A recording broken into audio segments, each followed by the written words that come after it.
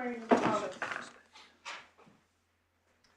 May it please your lordships, I appear with my learned friend Mr. Hackett, and my learned friends Mr.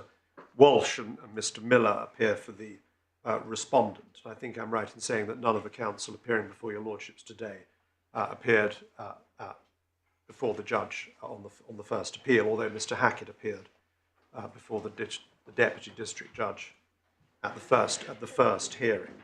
My lord, I wanted to just note the sad passing on of Mrs. Healy, the claimant and respondent in this action, who I believe died in March of this year. And I think it's your lordship has seen that an application under Rule 19 was made, and my Lord Justice Mayles made an order in.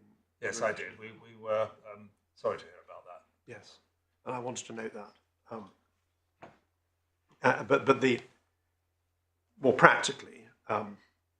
The making of your lordship's order has meant that this appeal can continue in proper form, and I think the issues can be debated and argued, notwithstanding her sad death. My lords, this is, as you will have seen, a second appeal for which permission was granted by Lady Justice Asplin on the 1st of December of last year, and Lady Justice Asplin also granted a stay of execution in respect of the costs order that was made by the judge below at the same time. And my lords, without in any way intending disrespect to the parties to the underlying litigation, for whom no doubt this litigation is of great significance, and on both sides I say that, this is a case without any special factual or really legal characteristics when one considers the underlying facts that have been pleaded or are sought to be pleaded by way of amendment. It's a case that's become enmired in, I would suggest respectfully, unnecessary procedural difficulty and complexity. And I respectfully suggest it's the opportunity, this court has an opportunity now to restore the case to some sort of coherence, to ensure that the case is tried by reference to the true facts, and so as to achieve a just outcome for both sides without prejudging, of course, any of the underlying facts. And it's also an opportunity, I respectfully suggest, for this court to put right certain, we suggest respectfully, certain important errors of law that we say the judge below made, both procedural and substantive. And with that short introduction, I was going to propose just to turn to the underlying facts, and they are largely procedural facts rather than substantive facts, and they lie within a relatively small compass. My lord, Mrs. Healy was and technically remains the registered proprietor of a residential property in Chorlton-cum-Hardy in the outskirts, I think, of Manchester, at which the appellants either reside or have from time to time resided. And your lordships may have seen that there is a distinction to be drawn, it's not an important one for the purposes of this appeal, between the first appellant, Mr. Fraine Senior, and the other three appellants, in the sense that Mr. Fraine Senior is the person who asserts or seeks to assert, if permission is granted to him to do so, a proprietary estoppel and a constructive trust. The other three appellants are members of his family or extended family who have resided with him from time to time at the property. My lord, the proceedings were initiated by claim form last in August of 2021. I don't turn to that unless your lordships would be assisted by doing so.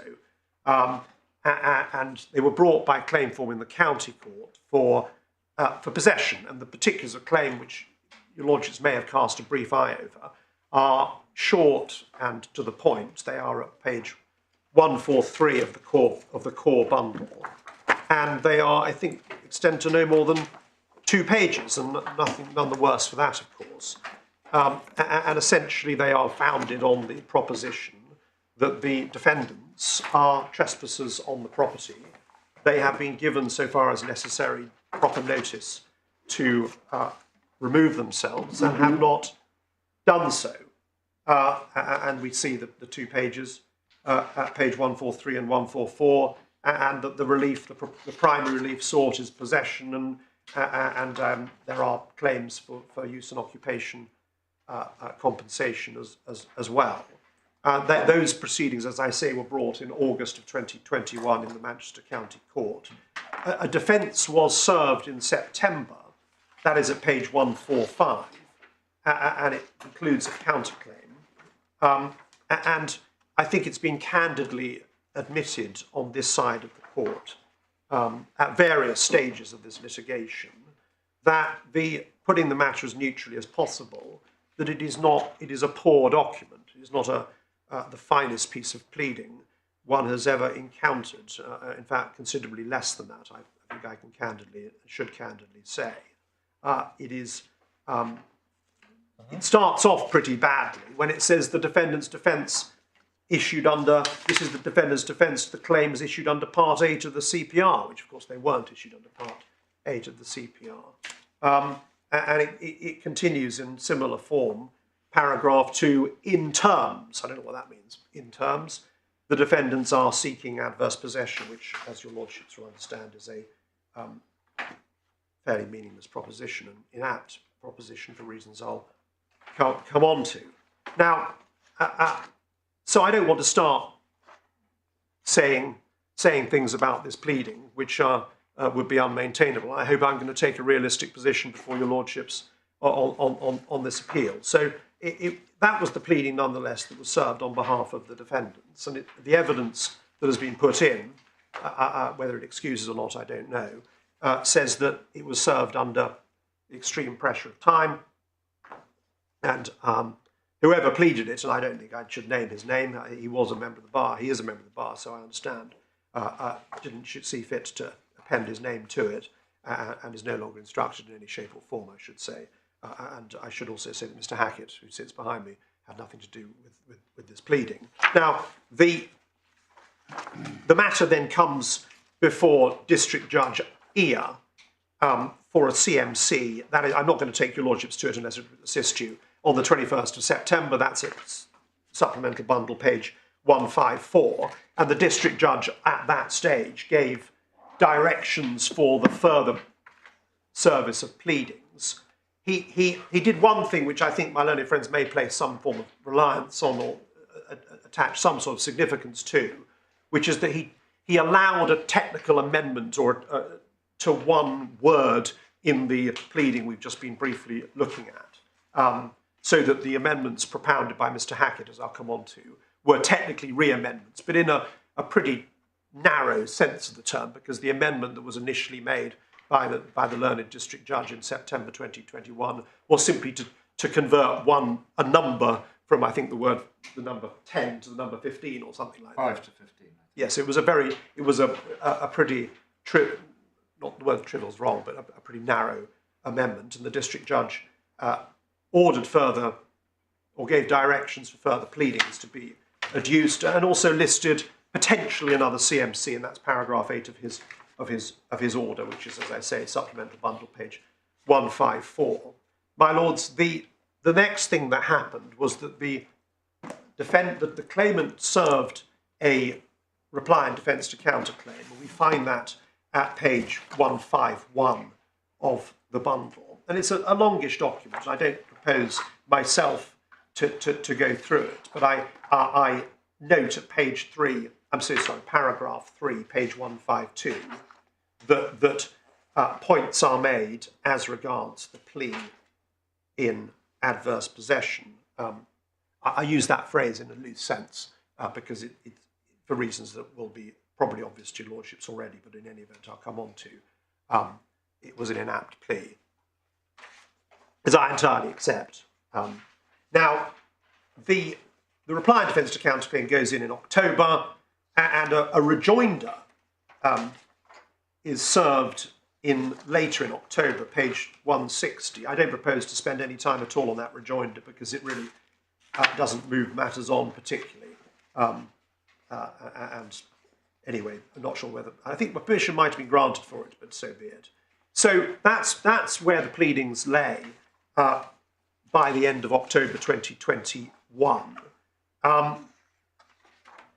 The defendant's solicitors sought further advice and wrote a letter, which again I don't propose to take your lordships to, but it's at supplemental bundle, page 90, in November 2021, indicating they planned to amend their defence. On the other side of the litigation, the claimants wrote, or rather just applied for summary judgment and or strikeout of the defence and counterclaim.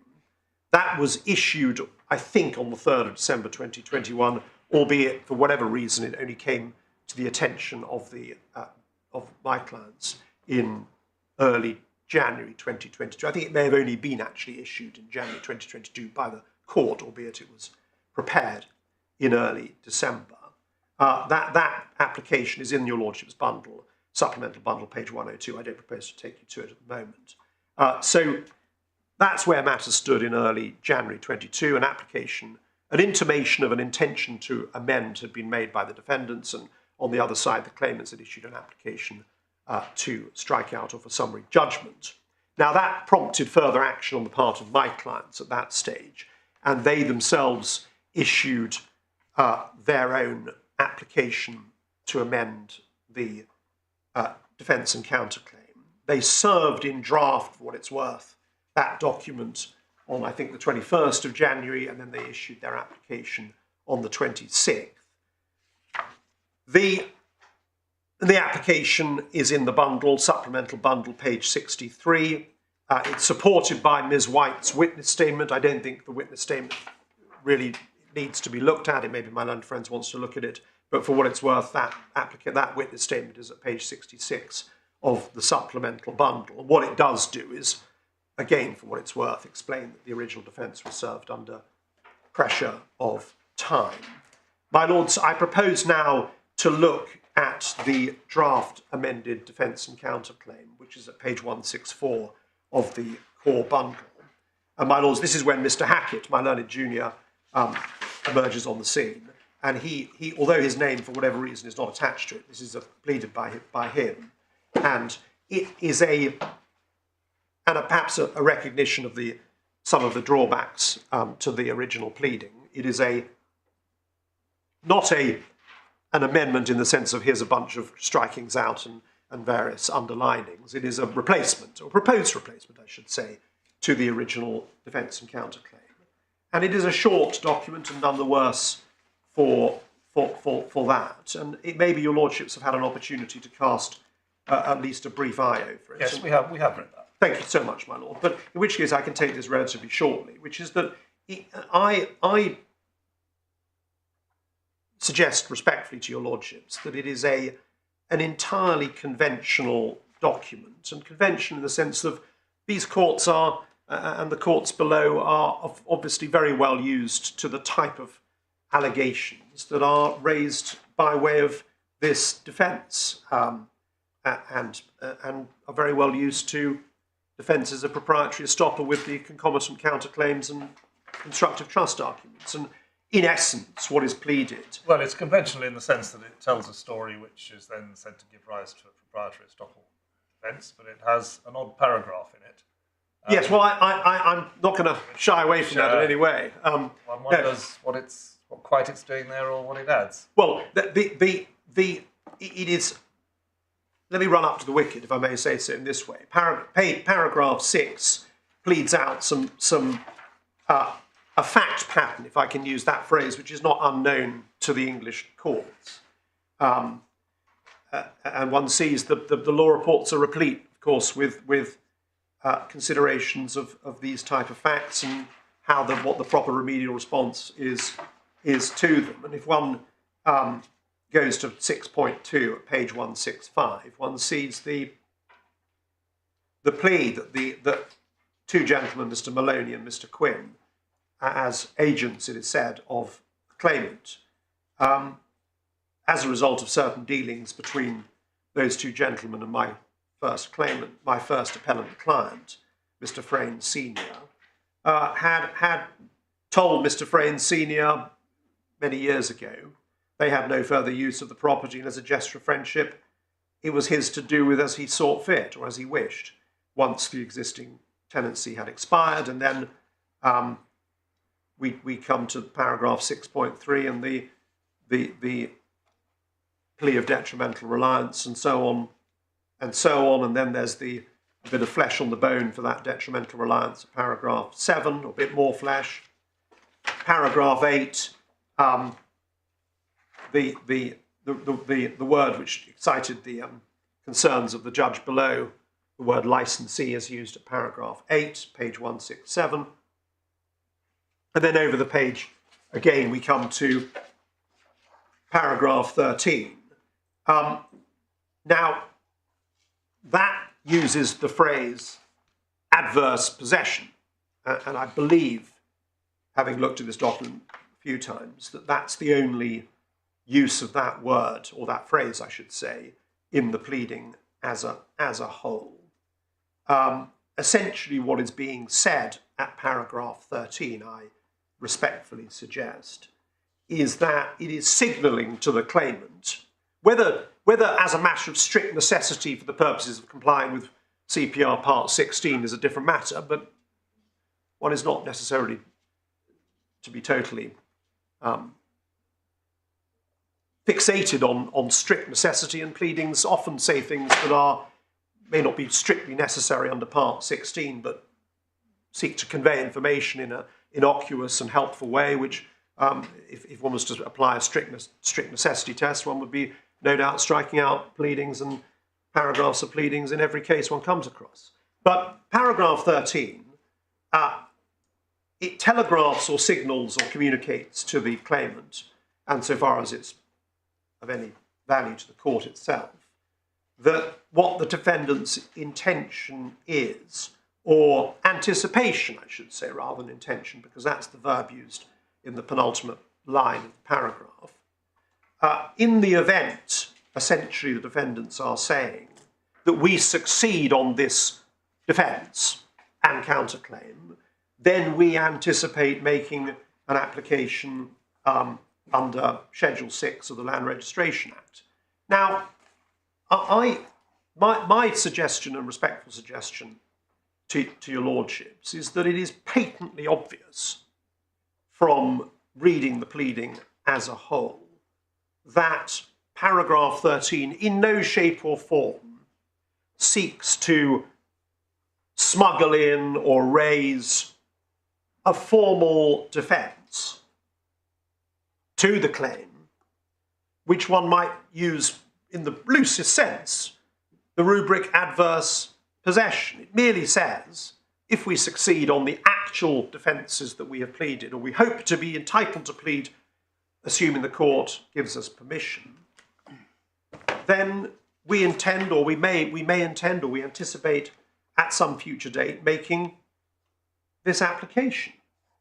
And the two key points, I suppose, that I would like to suggest to your lordships is one, that contrary, as I'll come on to, but just to anticipate, contrary to the judge's understanding below, this is not pleading a defence as a freestanding legal defence, and that's plain, we say, by reference to the wording of paragraph 13 itself, and also by reference to the counterclaim, because if one looks at paragraph 17 and 18, those are entirely conventional paragraphs, founded in conventional and well understood equitable doctrines that do give rise, if the facts are proven, to recognise defences and remedial responses on the part of the court. Why does paragraph 13 refer to the date immediately preceding that on which the claimant's claim for possession and an entitlement to make an application at that stage?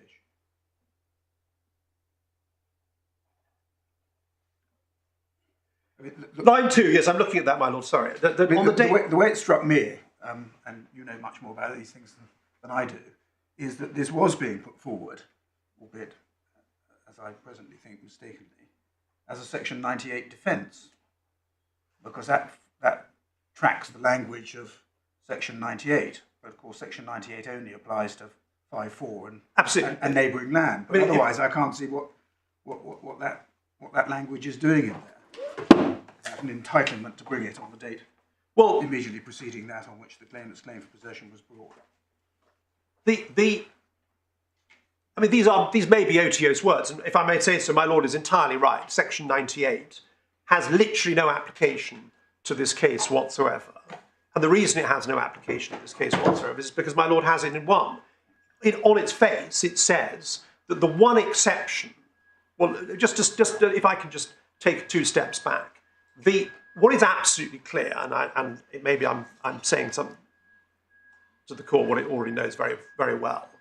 What is absolutely clear is that the scheme of Schedule 6 to the 2002 Land Registration Act is such as to effectively, the word oust is possibly the wrong word, but is simply to disapply whatever jurisdiction the county court or indeed the High Court previously had to entertain defences of adverse possession in registered land cases, and to create a self-contained statutory code for which the courts there's no place for the court's adjudicatory powers, with one exception. And that's precisely the exception that my lord adverts to, which is that if one looks at Section 98 of the 2002 Act, one sees that in one particular exception, if an action is brought for possession in the court, the defendant can raise an adverse possession defence in registered land cases if that defendant is within the third condition to Schedule 5. We are not in any way in the third condition to Schedule 5, and I say that now without any compunction or caveats or anything of that sort. And it's perfectly obvious we're not. And just reading the pleading, it's perfectly obvious that we're not in the third condition, because we're not in a situation. There's a reference to 5.2, not 5.4. We're a reference to 5.2 and 5. Now, I will immediately say that it maybe there is infelicitous wording in paragraph 13. It maybe there is otiose wording in paragraph 13. But that does not detract from I think you say the whole of 13 is otiose. Well, all it is doing is signalling an intention which is, strictly speaking, irrelevant to the issues the court has to decide in the proceedings. That is right, my lord. But again, the daily experience, and it may be that is I'm merely revealing my own laxity as a pleader before the court. But the daily experience of pleading out cases, whether by way of particulars of claim or defences or whatever else, is that one includes, or one sees included,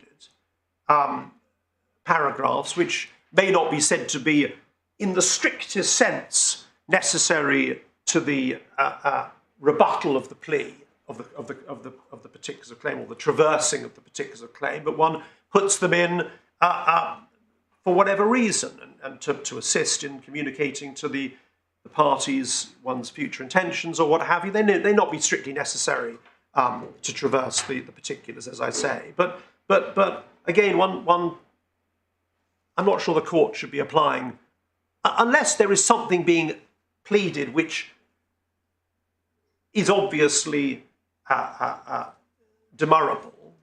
One should be being too particular about these things, and perhaps in the county court there is a greater possibility of latitude. But can I just? But that's an important point my lord makes, because the basis on which this application to amend was refused, so to speak, on appeal, was not on grounds of otioseness or otiosity, if that's the right noun, but on the grounds, so the learned judge below understood, was that this defence as a whole, or this proposed amended defence as a whole, was seeking to wrongly introduce, by way of substantive defence, a plea of adverse possession, which, I mean, it just patently could not do that, because... You say it couldn't do it, but like my lord, when I read paragraph 13 for the first time, I thought it was trying to set up a defence in the premises pleaded above. The defendant's position is that. Now, I think you accept, and certainly for my part, I think it is clear, that adverse possession, as they're pleaded, is not a defence to possession, but that doesn't mean that that wasn't what the pleading was trying to set up. When one gets to 15, which is the end of a defence, the defendants deny that the claimant's entitled to possession for the reasons set out in this defence. And one of the reasons above is we've been in adverse possession since 2009. Now, it's quite difficult to say the judge was obviously wrong to read that as if it was trying to set up a defence. And as I understand it, the grounds on which the first appeal was allowed is that this document makes no legally coherent sense because at one and the same time it pleads that the defendant was a licensee and then it pleads the defendant was in adverse possession, and those two things are obviously, the judge said, inconsistent. And it seems quite difficult to criticise the judge for reaching that conclusion. Well, I think it was said, if one looks at the skeleton argument on the appeal, I think it was said that, I don't think it was suggested that adverse possession was being positively advanced by way of defence. And we have been absolutely candid in our own skeleton argument before this court that paragraph 13 in no way is intending to set up a defence, formally or informally, which is entertainable by the court hearing the possession action brought by Mrs. Healy. And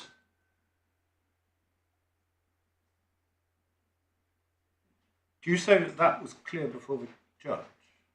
well, Because I entirely accept it's clear from your skeleton thank you. that is now the position.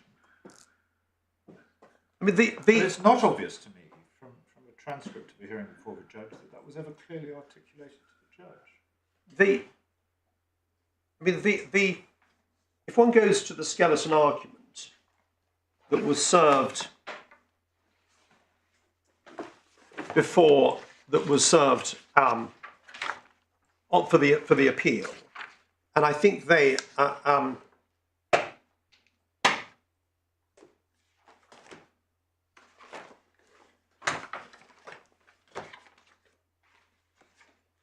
the appellant's skeleton argument is at page 67. I think the respondent's skeleton argument is at page 83.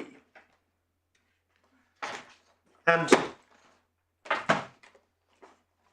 if one goes to paragraph 10, page 86,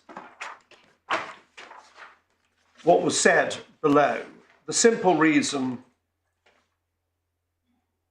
This is the ground of appeal is the only one that with any substance at all, but is nevertheless flawed for two separate reasons, one very simple and one highly technical.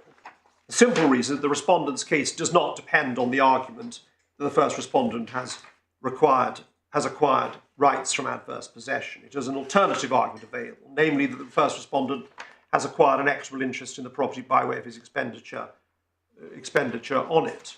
So it's being... That seems rather different from saying we don't rely on adverse possession. It says we don't need to win on that point because we've got an alternative argument. Yes, I accept the matter could have been put more clearly. That I do accept.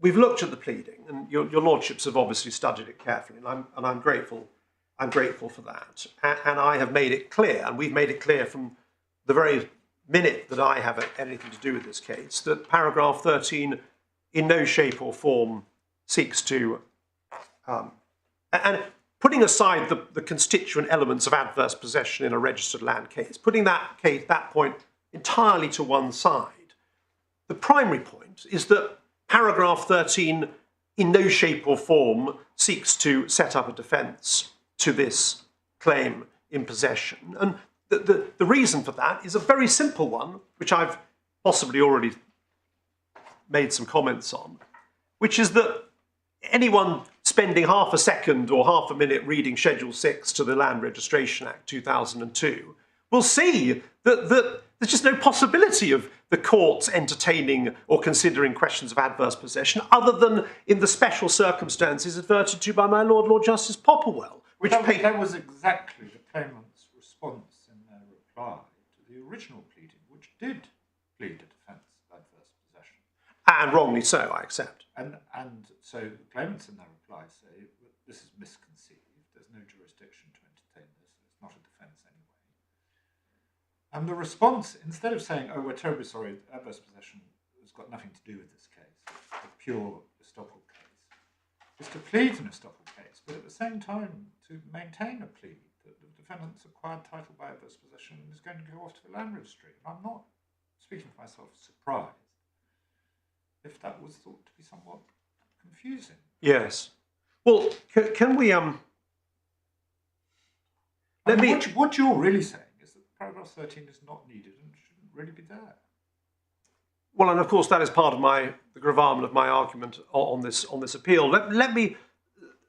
It's not, but so far as I can see, anything that was ever sent to the judge in terms. Well, the judge, there was a question mark as to whether the matter could be, as you know, to be dealt with by allowing the pleading to go forward in part. Yes. But unless I've missed it, I didn't see counsel for your client below, and I appreciate it's neither you nor Mr. Hackett saying, what's wrong with this pleading? It's paragraph 13 is put in, but it's quite unnecessary and it's probably wrong. We'll take it out.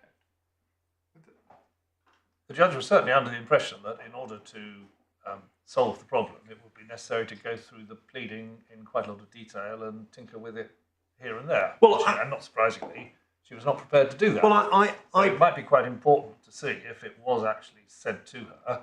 All you need to do is take out paragraph 13. Well, I've no doubt Mr. Hackett will be studying that transcript to see if there's an answer to that particular question. But can I say this? Can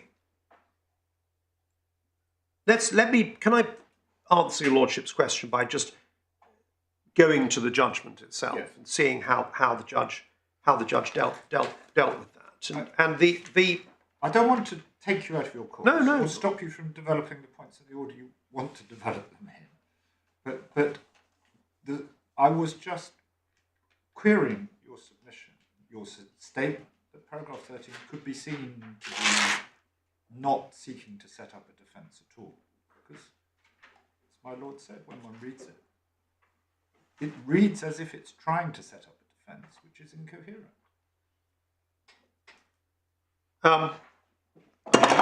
You make the point that anybody who understood the Land Registration Act would immediately see that it was a hopeless defence, but it is the experience of most judges that quite a lot of hopeless defences do get pleaded. Well, my lord,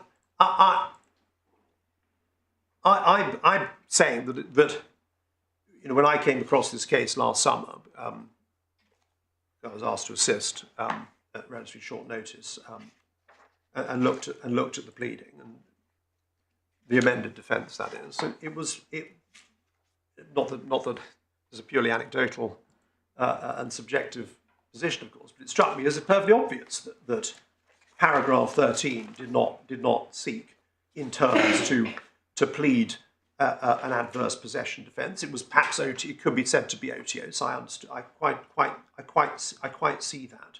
But a rational reading of the totality of the defence and counterclaim, and a fair reading of the totality of the defence and counterclaim, I suggest, and taking into account the fact that it's not it is a short pleading in a county court possession action,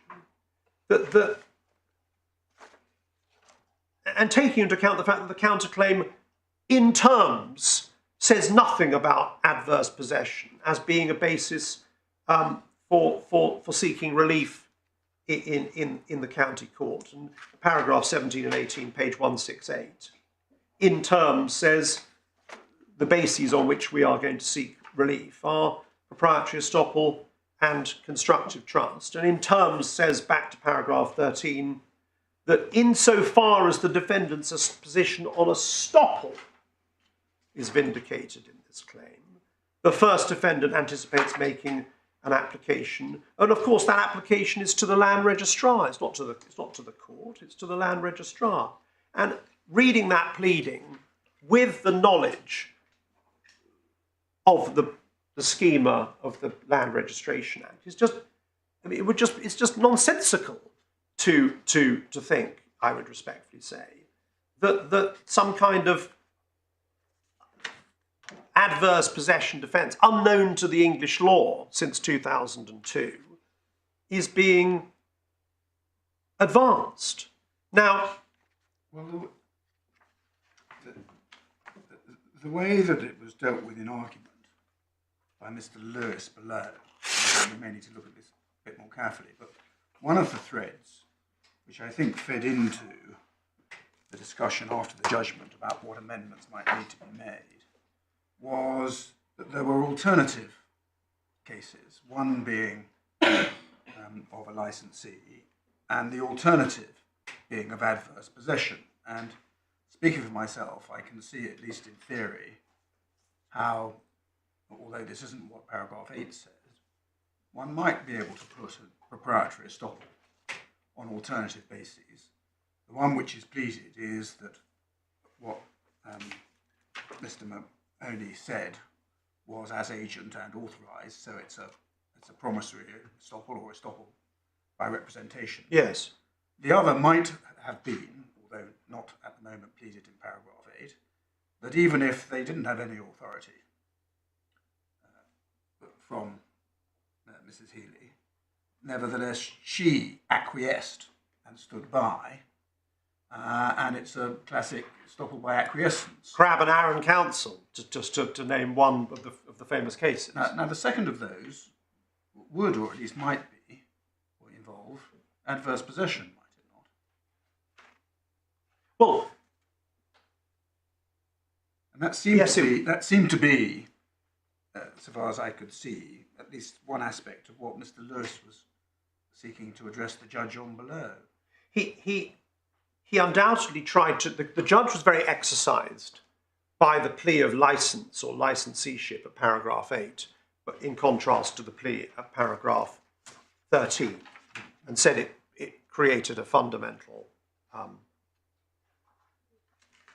disjunction or contradiction. And I'm going to move on to that at some later stage, whether it does or does not.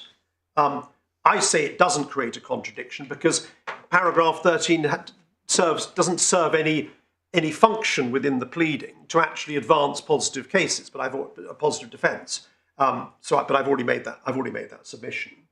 I think it's right that Mr. Lewis below did make some submissions concerning whether it might be found that that Mr. Fraine on the claimant's case wasn't a licensee, and so on and so on. And indeed, I mean, the word licensee has been seized upon by the claimants below, and indeed in this court, and has been, and as I say, attracted some opprobrium from the judge. And again, I would suggest that the word is being used at paragraph 18, i.e. the word licensee, is being used at paragraph 8 in a particular way, which is not as and patently not, given the facts that have been previously pleaded, not as some sort of contractual license or a license which is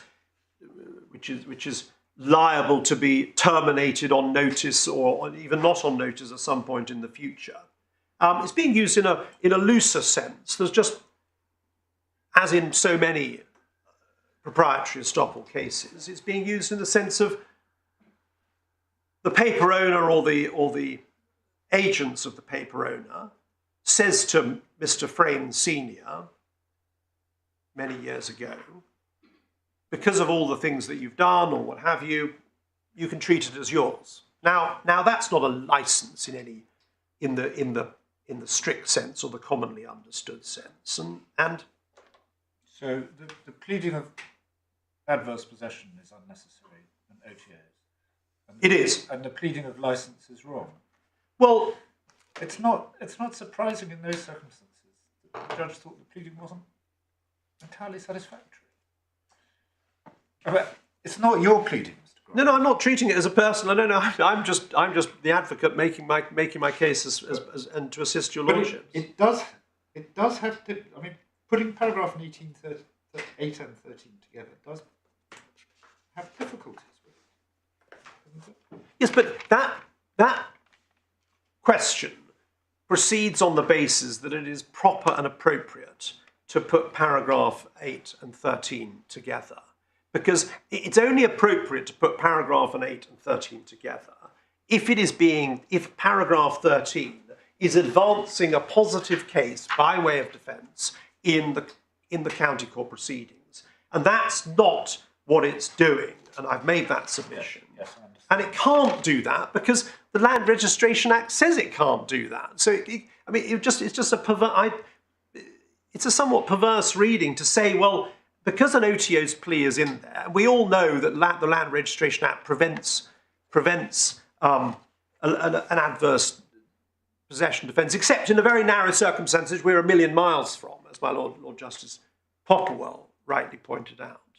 To then try and convert what is OTO's pleading, in one sense, into a positive plea, so as then to be able to create the disjunction or the so-called contradiction between paragraph 8 and 13. I mean, one sees, I suggest, if one looks at the judgment, which I'll presently come on to, one just sees an approach in a relatively simple case, but important to the clients, of course. I don't dismiss that.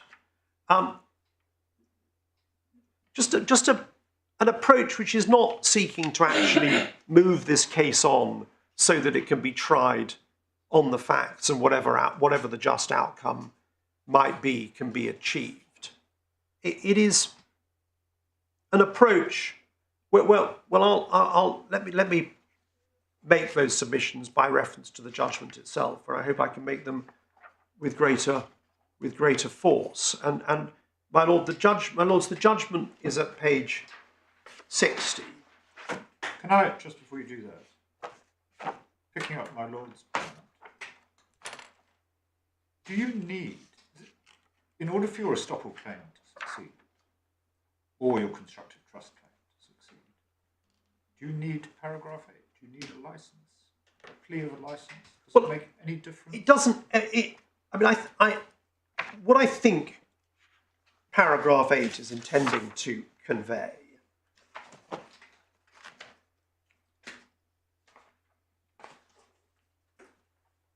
and remember, paragraph 8, if we can go to page 167, what paragraph 8 is intending to convey, and one can see that because it links back to the preceding two paragraphs, which are the substantive paragraphs of proprietary estoppel and constructive trust. What it's seeking to say, in response to paragraph 4, and just to remind your lordships what paragraph 4 in terms pleads, which is that the defendants have never been a tenant, a subtenant, or licensee of the property. That's page 143. What I think paragraph 8 is seeking to convey is, look,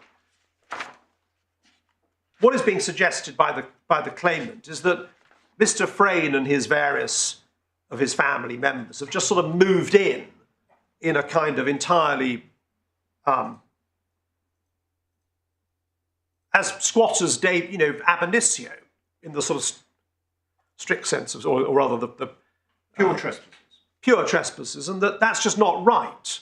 And that there is a backstory to this, and it's a backstory involving communication and dealing between the paper owner, or rather her agents, and Mr. Fraine and his family members, and predominantly Mr. Fraine, possibly only Mr. Fraine, the family members being extraneous to the plea. And what paragraph 8 simply says that we didn't just sort of turn up and take over the property. We actually we managed it, etc. for a period of time, and then Messrs. Maloney and Quinn, the agents on the plea, that's a matter, of course, to be debated at trial if there is one, effectively say to Mr. Fraine Senior, you can keep the property, you can use it as your own, you can treat it as your own, which of course are very common pleas in a proprietary estoppel case. So I accept the word licensee may have been inapt in one sense, but it kind of one reads it in its context, it's pretty clear what's being said, which is this is just making out the necessary consequences of paragraph 6 and 7 if of course they are proven at trial. The first defendant has been in possession as a licensee since 2009. In fact, he's been in possession pursuant to an arrangement that was entirely consensual on the part of the claimant or her agents, I think is what is truly being said there. And I mean, that is, given that there's no plea of an actual license having been granted, but rather paragraph 8 is derivative from paragraph 6 and 7, then the nature of the license, that word perhaps loosely used, the nature of that license is just perfectly obvious from paragraph 6, I respectfully suggest, where the guiding words of paragraph 6.2 are Messrs. Maloney and Quinn stating to Mr. Fraine Sr., we've got no further use of the property. Treat the property as your own.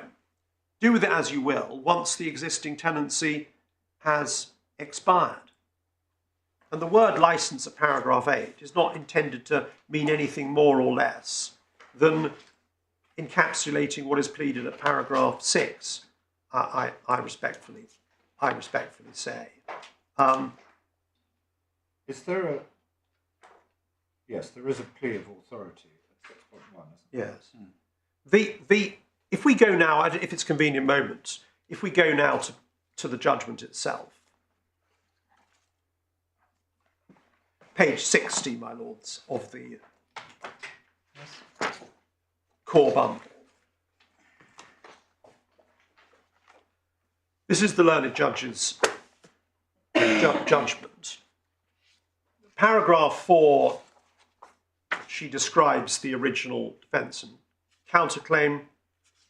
At paragraph 5, she refers to the further movement, onward movement of the proceeding.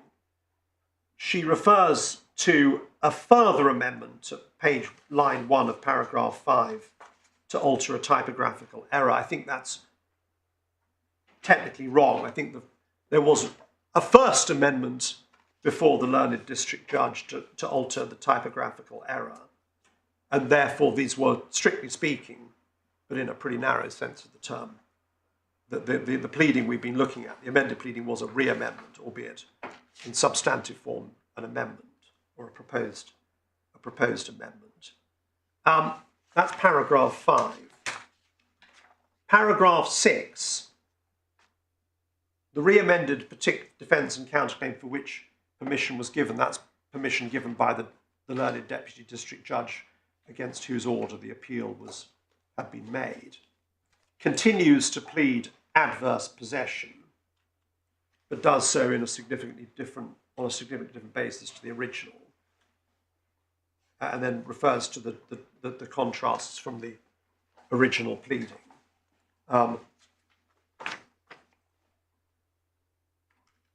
The paragraph 9, I think we can go straight to paragraph 9, page 61. At the hearing before the deputy district judge and today, the claimant argued there was a pleading that was internally inconsistent and fundamentally flawed in that it asserted simultaneously possession by way of adverse possession and possession as a licensee. That may be said to encapsulate and distill the argument of the claimant before the judge and before this court. The argument is that as that could never succeed, the amendment should not have been permitted. Of course, even if that's right, and I say it's wrong, the bulk of the amendments sought to be admitted by way of amendment. The amendments sought to be admitted, and the bulk of the pleas sought to be admitted by way of amendment, were unconnected to adverse possession, as we've seen. We then go to paragraph 12, where the 3 grounds of appeal are referred to.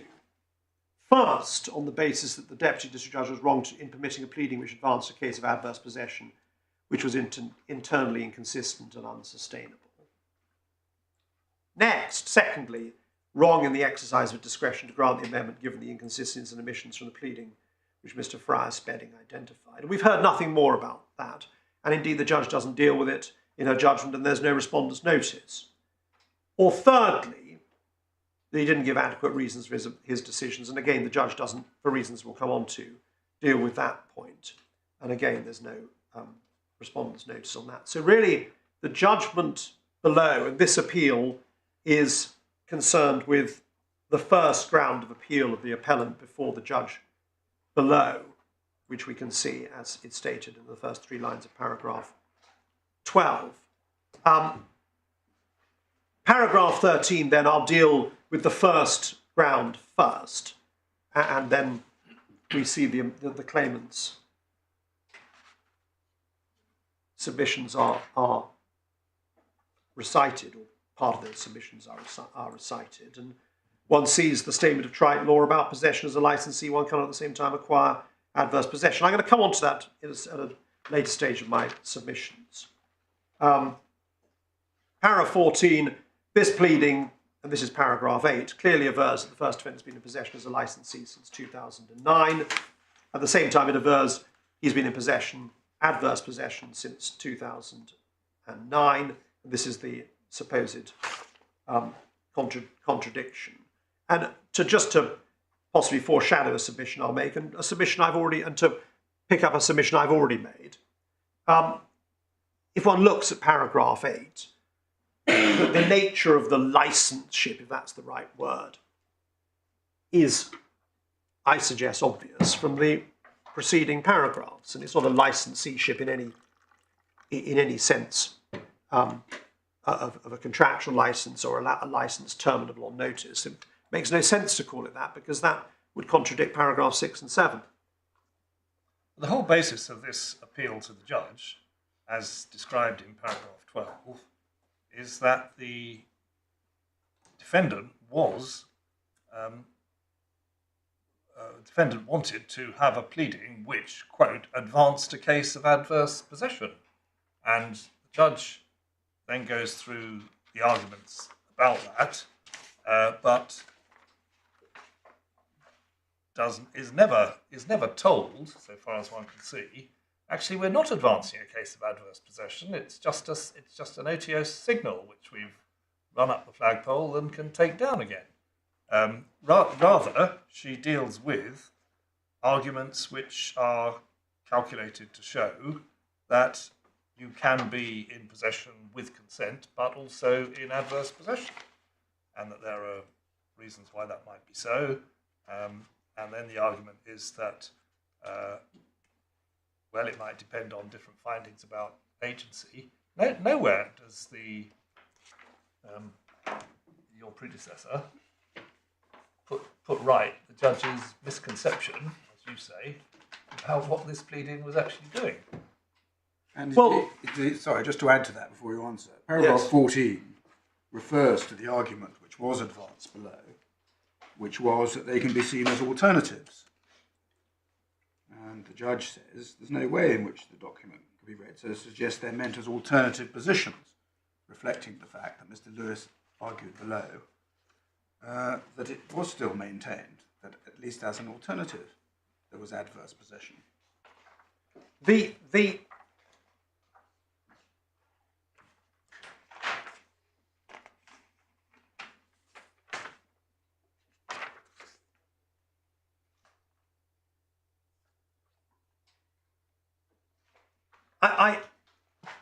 Look, I can't speak for and for precisely how Mr. Lewis put the matter. Well, we've got the transcript, and Mr. Hackett's is looking at that to see precisely how he dealt with that particular nuance. But I think what is fair to say is that Mr. Lewis did say, look, there are other pleas being advanced.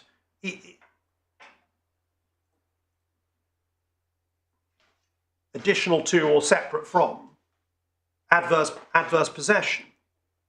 And any reading of the defence, of the amended defence, is absolutely clear about that.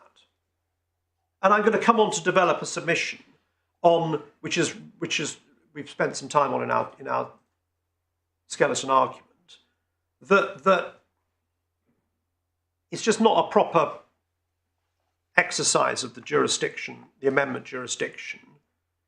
So if one sees a bad, if I'm wrong on the purpose of paragraph 13, if one sees a bad plea, to then say, well, that infects the whole and requires the slinging out of the totality of the amendments. And we're going to see how the judge deals with that in due course, and in fact in short course. I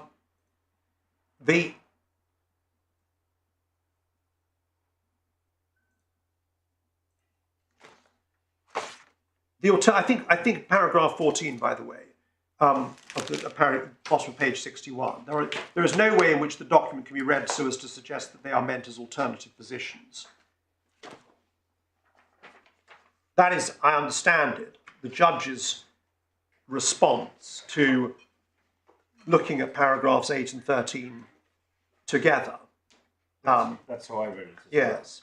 And I've already made a submission on that, which is that treats paragraph 13 as somehow having work to do by way of substantive response and defence to this claim. And as I say, it's just impossible rationally to come to that conclusion. I understand you say that now.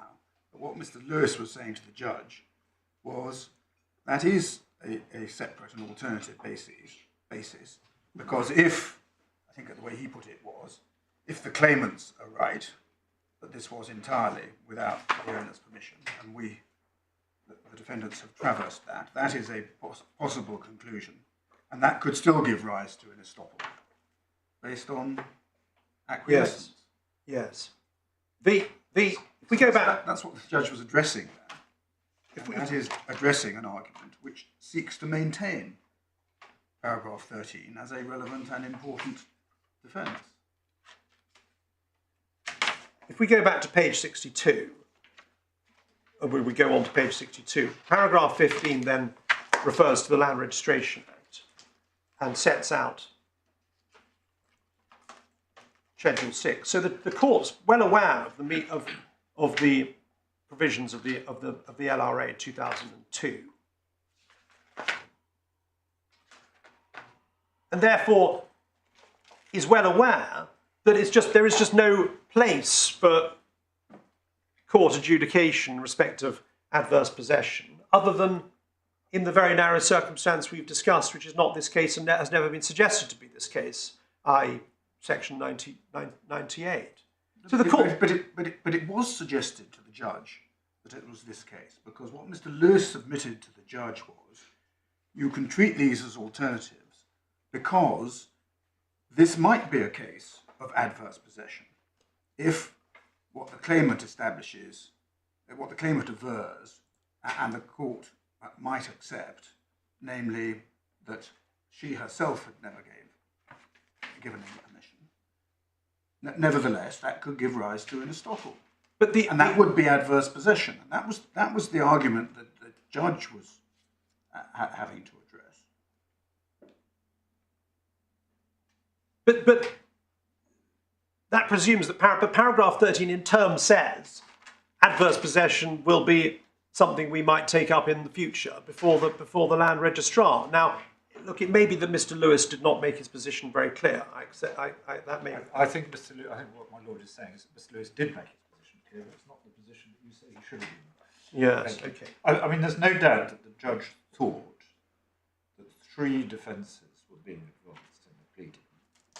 That is, in addition to proprietary estoppel and the constructive trust claim, some sort of defence based on adverse possession. You can see that in paragraph 24 of the judgment.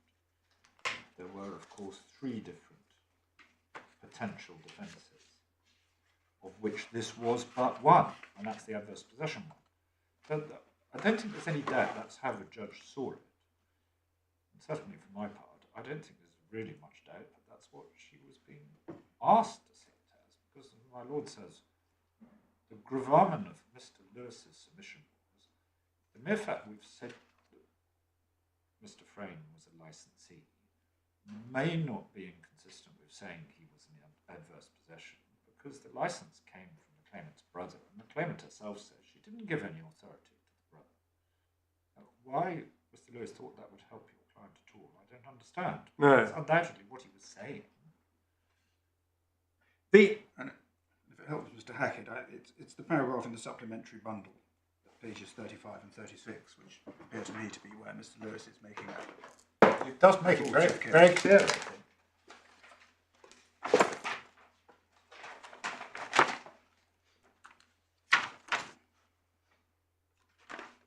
This is supplementary Bundle, page 35. Your Honour, in this case, the allegation is the licence has been granted, the right to the land was granted by Mr. Maloney. Yes, well, one needs to read all of it, really, but if one picks it up at the top of the page, the judge says it's your case, the consent comes from Mr. Maloney acting as agent. Yes.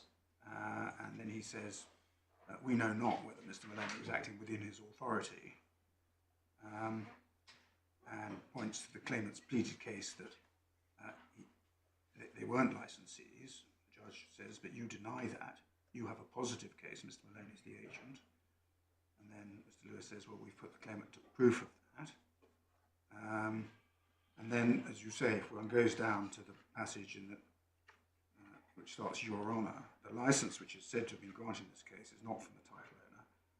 This is what's said by the claimant. It's from the brother acting as agent. The claimant's case is her brother didn't have authority to grant that licence. In turn, the defendants do not have the consent of the paper owner. In turn, the possession is adverse. And then if one skips forward to the top of the next page, the judge says, well, where's your pleaded case that you mistakenly believed you were licensee but you weren't? So Lewis says that's the natural implication which flows from the parties' pleaded cases. Yes, I mean, these are submissions, if I may suggest, which are really directed at the question of the nature of the licence that has been, or may have been granted. But I. The judge deals with that at paragraph 21 of the judgment, and it looks to me as if she accurately summarises the argument and makes the equally accurate comment that that case is not pleaded. If one goes back to page 34, the judge says in terms, you could have pleaded your defence in the alternative. Could you not? Alternative positions as to whether you were a licensee or you were not a licensee, depending on the position of the brother, i.e. authority. It would be much harder for Mr. Friar-Spedding to attack a pleading which pleaded adverse possession as one position and one factual basis, and an alternative factual position was something else. But that's not what your pleading does. It asserts I am a licensee and I am in adverse possession. I mean, this is. I understand your point that there can be circumstances where somebody's both a licensee and has adverse possession, but you're trying to argue they're both. That takes us on to another aspect of my submission, which is perhaps looking ahead, which is that the licenseeship that is being referred to at paragraph 8 is a licenseeship that really needs to be understood in the light of paragraph 6 and 7, in the sense of it is just an aspect of a relatively standard form fact pattern that one sees in proprietary estoppel cases, i.e. you can come on the property, you can treat it as your own from now on, rather than, and I'm maybe repeating myself, the license that is So forgive me, does that matter? If what is actually meant is with permission rather than a license in some more technical. Well, it does matter. I mean, if you go onto land with permission, is that inconsistent with adverse possession, subject to ground 2? Well, it can't be. Ground 2 is engaged immediately on that question, yes. Because but what I say in my ground 2 is that if one looks at the scheme of and I'm going ahead, if one looks at the scheme of Schedule 6 to the 2002 Act, it is clear that the legislature has envisaged a scenario where a person can be in quotes adverse possession and at the same time can be entitled to an estoppel a proprietary estoppel, have the benefit of a proprietary estoppel. And indeed, doesn't just envisage those as states that can coexist, but says that, in fact, they have to coexist, or else you don't get the order or the direction that you seek from the land registrar. It's not a session of that they can. It's obviously if the scheme of the Act is founded on the possibility that these two concepts can, in some world, coexist. It requires them to coexist in relation to Condition 1 cases, as opposed to Condition 2 and Condition 3 cases. But Condition 1 is one of the cases. This is Condition 1 of the Schedule 5, Paragraph 5 to the Schedule, where, as your Lordships may have seen, the scheme of the Act is that you, as an applicant, make an application to the registrar under Paragraph 1 and say, I've been in adverse possession for 10 years. The registrar then notifies the paper owner and says, well, what do you want to do about this? And if the paper owner says, I object to the registration of the applicant in my place as the registered proprietor of this land, then if the applicant is to make good his or her application, then they must bring themselves within one of the three prescribed schedule. I understand that. I'm sorry. Paragraph 5 conditions. I've deflected you slightly so that you're now developing your ground too, and I didn't want to to make you do that in a way you didn't want to. But the point I was simply putting to you is that so far as ground 1 is concerned, and the way in which the matter was put to the judge, it didn't really matter whether you categorised it as being a licence or being on the land with permission. The point she was making is those are both inconsistent with adverse possession.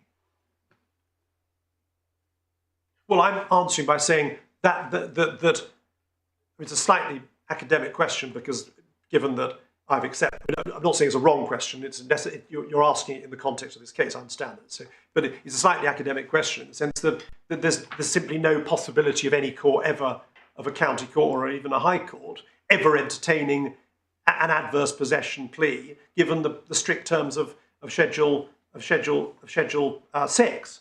But putting aside its academicness, save in a Section 98 case. Save in a Section 98 case, where there is a defence. It's just obvious there isn't. You know, one shouldn't summon up demons or summon up spectres where they're not there. And this is part of the gravamen of my argument, which I'll come on to, which is that effectively the judge, in her judgment, proceeds on the basis that there is a plea of adverse possession at paragraph 13. That plea can't stand with paragraph 8. Ergo, I'm going to strike out the whole lot. In circumstances when she knows and has been told that there are alternative, even assuming against me that Mr. Lewis was trying to promote 3 alternative defences. There are 2 other alternative defences which are clearly and non-demurrably pleaded, and yet her response is to say, to sling the whole thing out, to use the vernacular. And I say that was entirely wrong, and I'll come on to try and make good that submission by proceeding, if I may, with my survey of the judgment. So I think we were at page 62, paragraph 15.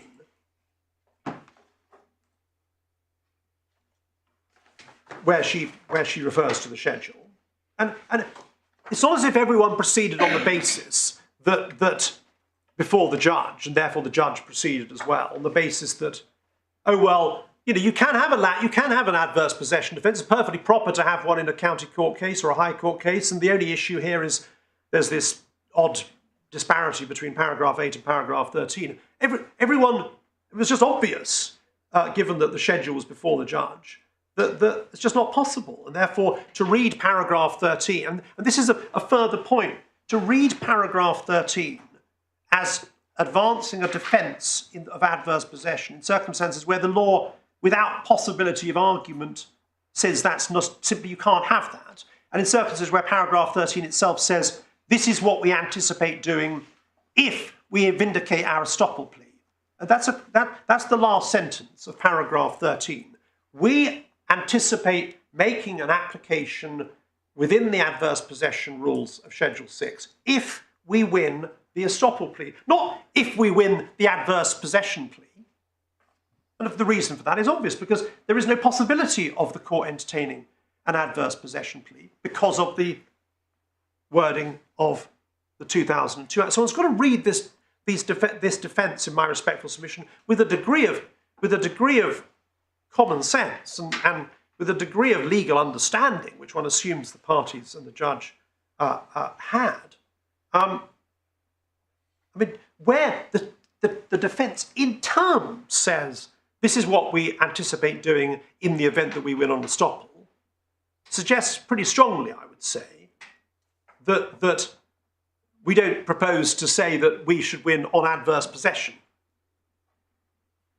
Because it's not, the anticipated step is not dependent on victory on adverse possession, but victory on estoppel, which is a proper concession and a proper reflection of how the law works. Page 62, paragraph 15, I'm sorry to keep holding you up. Please. It's my fault.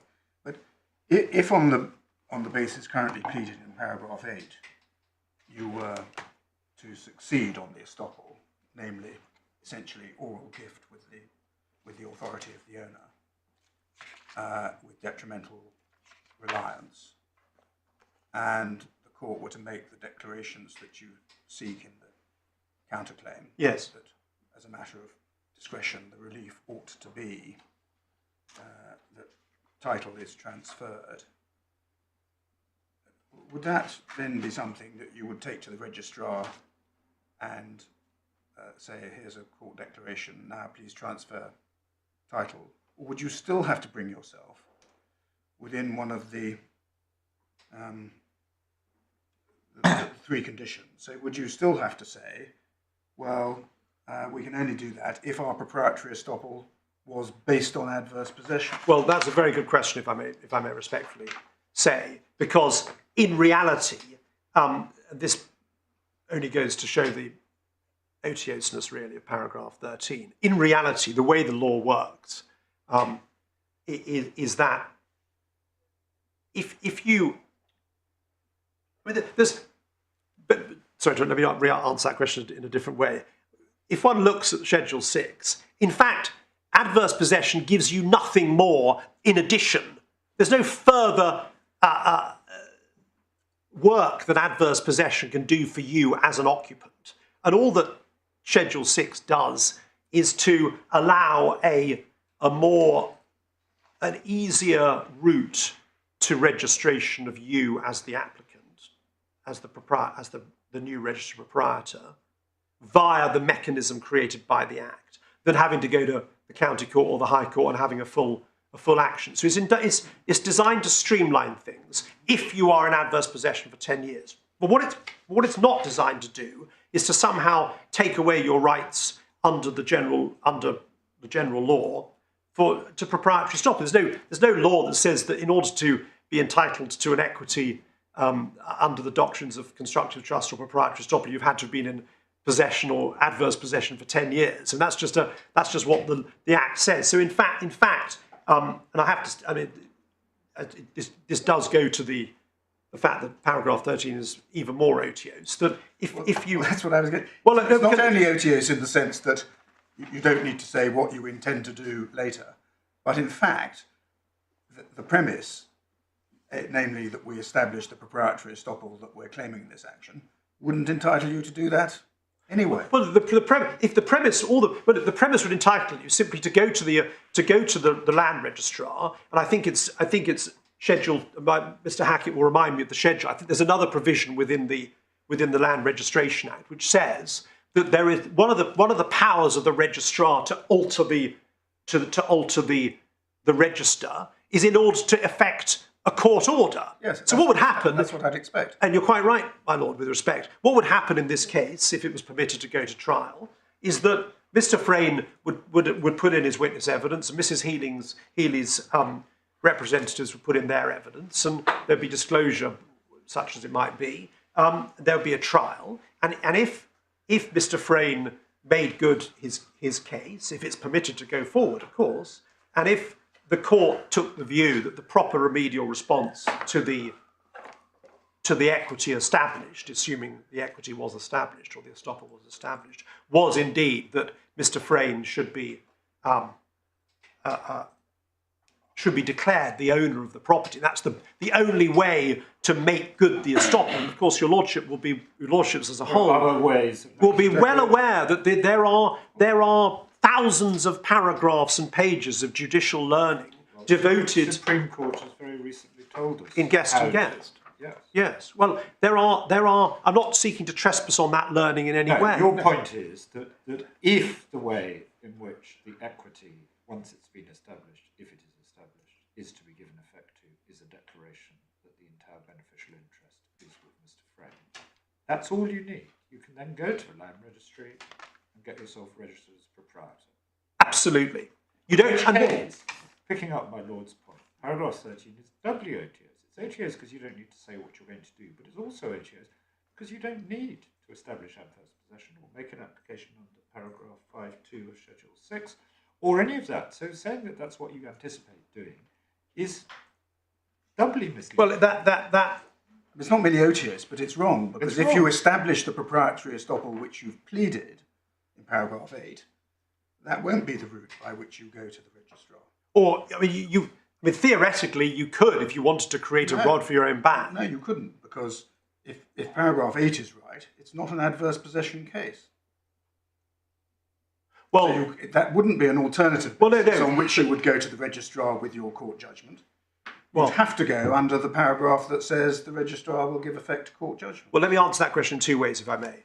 One, can I just give you the reference, which my learner friend Mr. Hackett has kindly reminded me of. Schedule 4, paragraph 2 to the Act is the provision which provides that there is a power of the registrar to alter the register in a variety of circumstances, mistake being a common one, but also to give effect to a court order. Now, so on my Lord's premise, to answer the second answer, on my Lord's premise, which is that Mr. Fraine Senior succeeds on his proprietary estoppel, and the court takes the view that the right remedial response would be a declaration in the form sought, then the obvious and easiest route to give effect to that would be the application under the provision I've just mentioned.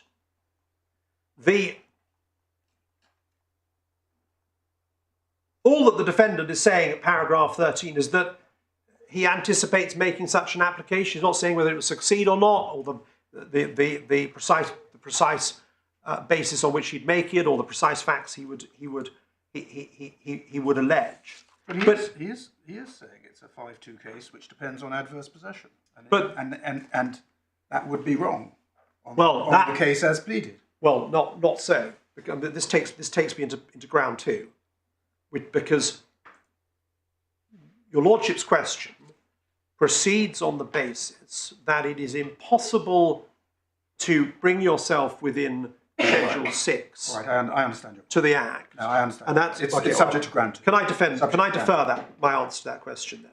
I don't want to hide from it in any way, of course. I don't want to.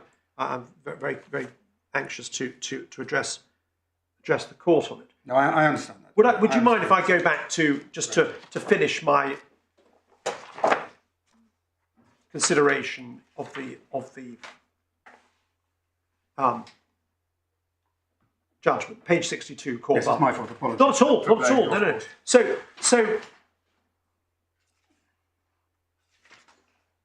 para 16, Mr. Lewis had argued in some cases where there's a dog, one can be in possession with the consent of the owner and also be in adverse possession. And we'll come on to that that learning in short order. And he quotes from the two examples posited by the Law Commission's report, which gave rise to the Act. And I won't take your lordships to that, but one can see that the judge is unimpressed with those examples.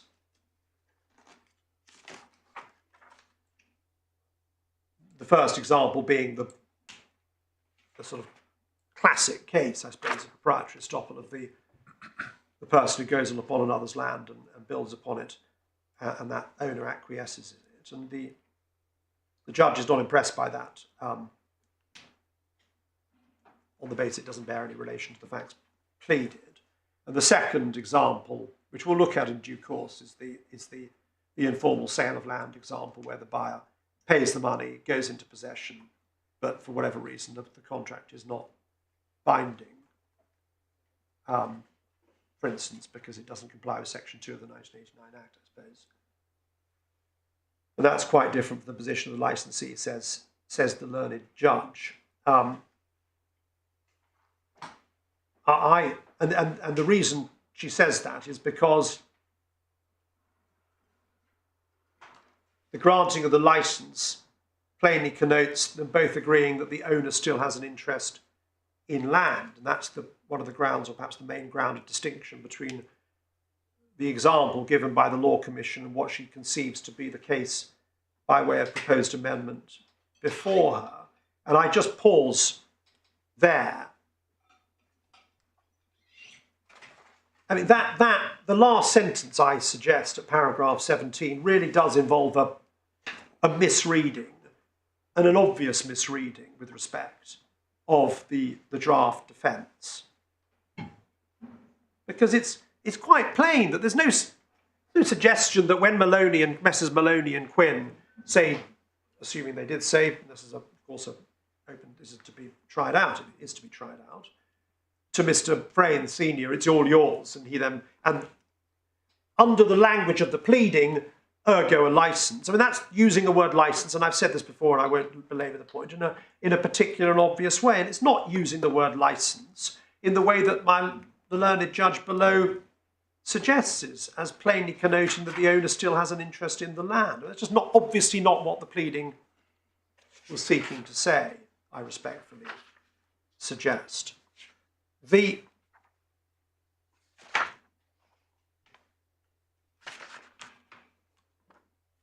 paragraph 19 over the page. In my judgment, adverse possession in paragraph 1 of Schedule 2, which must be a reference to Schedule 6, continues to mean what it has always meant at law. And that engages ground 2, which I'll come back to. But again, one just notes that the court has Schedule 6 well in mind, no doubt has seen it and has looked at it. Which of course makes it perfectly plain that paragraph 13 cannot conceivably be, and so on, which I've repeated, I won't say again. Paragraph 20. Therefore, it follows that the claim for adverse possession, and this is really at the heart of the judgment, I suppose, the claim for adverse possession, the claim advance on that basis to the claim in the re-amended defence and counterclaim cannot possibly succeed. Well, my lords, of course, have read the pleading and have formed their views, and I'm not going to try and start rehearsing my submissions again. So I'll just confine myself, if I may, to the respectful suggestion that just a fair reading of the pleading, there's no claim for adverse possession, nor is there a defence advanced on that basis. It's just a meaningless statement, a defence advanced on that basis. And of course, as I've said, there's no counterclaim for it. And one would presume that if adverse possession was in the deluded mind of the pleader, which I suggest he wasn't deluded, had thought that adverse possession was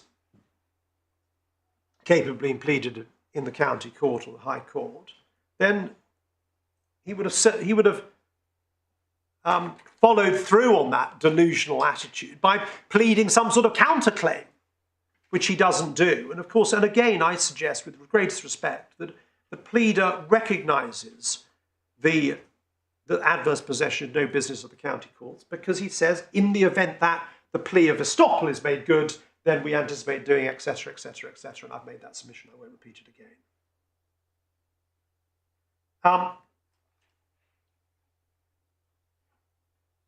Then I think we can move straight to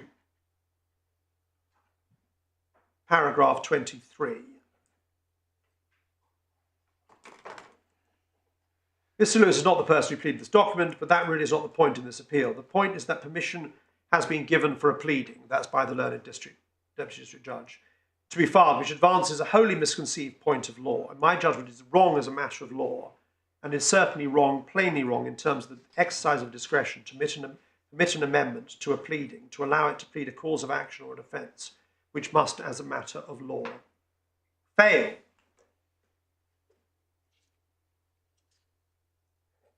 And you know what I say about that, as to what actually paragraph 13 is intending to do. And it may be otiose, and I accept the points that my lords have said.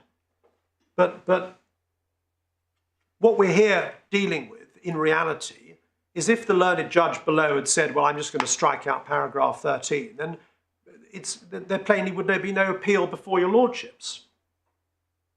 But what the judge has actually gone on to do is to refuse the entire amendment. And your lordships will see that it is part of our ground one. If I'm wrong on my characterisation of paragraph 13, that even if I'm wrong on that, the judge's response to just say, well, I'm going to refuse permission in its entirety, was just really in flat contravention of the policy of the law and the policy of the CPR, and indeed the underlying philosophy of Part 17, which is to... I think it's a little bit unfair on the judge to characterise what she did in that way. What she does in this part of the judgment is to say the district judge was wrong, therefore the district judge's order has to go. And that's at 24 to 26. And then she goes on to say, well, of course, that's not the end of it, because another possibility is for me to do what the district judge should have done and allow in parts of it. And then that's a whole separate discussion and a separate decision. Well, can I engage with that, if I may? Because the district judge granted permission for the whole raft of amendments. Now, one way that the pleader might have approached the amendment question in the first instance was to use the existing pleading, continue it in some shape or form, and do some surgical interventions to give life to the patient, if I can use that metaphor. And strike out this and put in that, and a bit of red ink there and a lot of red ink there possibly, and some strikings out and so on. And in that scenario, the court is looking at the amendments and granting permission, in one sense, severally, to a whole set of amendments. And it may be the matter is treated as a whole, and there are no specific objections by the party against whom the amendment is being promoted to any of them. And the matter can be dealt with compendiously. And of course, it is the everyday business of the High Court, and no doubt possibly the County Court as well, that where one promotes amendments in that way, and there's a new paragraph 39A and a new paragraph 40B and so on, then the respondent to the application will typically say, well, we agree with these amendments because they're uncontentious and innocuous, but we object to this particular amendment for whatever reason, and we object to that particular amendment. That, of course, is an absolutely bread and butter day-to-day activity of the High Court and possibly the County Court, I'm sure the County Court as well. But here, the pleader decided to start from scratch, although that didn't lose the characteristics of amendment that the new document had. He just chose to do it in that way for ease of exposition. Now, that understood and granted, if I'm right on that, the court sitting on appeal in the county court, where the district judge has allowed all the amendments, so to speak, but has done it compendiously, says there is an error, a legal error, in this plea, paragraph 13, sat against paragraph 8. And I've made submissions on why that is not so, but I won't repeat those. there is a legal error in that paragraph 13 introduces a plea of adverse possession, which can't sit with paragraph 8. Now, the answer, if that's right, and I'm assuming I'm wrong on that, but then the judge is right on that, the answer is not to say, therefore, I allow the totality of the appeal and therefore set aside the order granting all the amendments. But that's not the proper remedial response. The remedial response of the judge on appeal, when being asked to set aside the order and therefore the permission to amend, where she identifies one error within the amended defence, it's simply not proper, in my respectful submission, to then say, well, I'm going to allow the appeal in its entirety, even though there are a whole raft of amendments which are entirely unobjectionable. Mr. Grant, I understand entirely that if what the district judge had said, if there'd been piecemeal amendments, had set out, I allow the following amendments, paragraph 25, paragraph 39, paragraph 72. Yes. Then the judge might have said, well, that one I allow an appeal against, but the other ones there's no challenge to. But that's not what the district judge did, as you've accepted. He just made an order, which is in very simple terms, which is the defendants are given permission to rely upon the re-amended defence and counterclaim. Yes. Appeals are against orders. If that order, if the judge was right to think that order was flawed, what can the judge do but allow an appeal against that order? Now, it may be, but the judge caters for this as a possibility. Maybe that having set that aside, the correct response is to say, well, I'm asked to give permission for some lesser amendment. But that's a separate question from, can paragraph 1 of the order stand, it seems to me.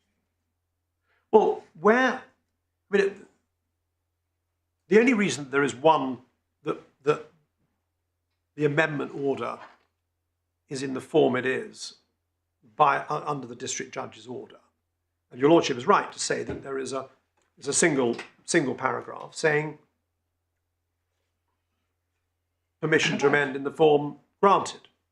And that's a function of the way that the amendments were promulgated in the first instance, as your lordship. There's nothing wrong with promulgating amendments in that way, and there's nothing wrong with a district judge dealing with it in that way. My point's a much simpler one, which is that if the district judge's order is flawed, the district judge's order, the judge is right to set it as a first step to set aside that paragraph. And then the question comes, but it's not as if it's a question the judge hasn't spotted as a possibility. Should I substitute, and she accepts she has jurisdiction to do it, some other amendment? Yes. And then it's a question of what she's asked to do, as it seems to me. Well, she then goes on to, as your lordship rightly says, she then sets out the 3 causes of action. Sorry, this is not, I don't accept this at all, sorry, paragraph 24. She sets out at paragraph 24, there were, of course, 3 different causes of action or potential defences contained within the re-amended defence and counterclaim. Now, of course, I dissent from that, respectfully, that proposition, but I'm now assuming for the purpose of my argument that the learned judge was right in her characterisation of the re-amendments, of the proposed amended defence and counterclaim. The deputy district judge could have refused the permission in entirety. He could, of course, if he so chose, allowed part of the pleading in and refused part. What was not open to him, in my judgment, was to permit a wholesale amendment, which included something which had to fail as a matter of law.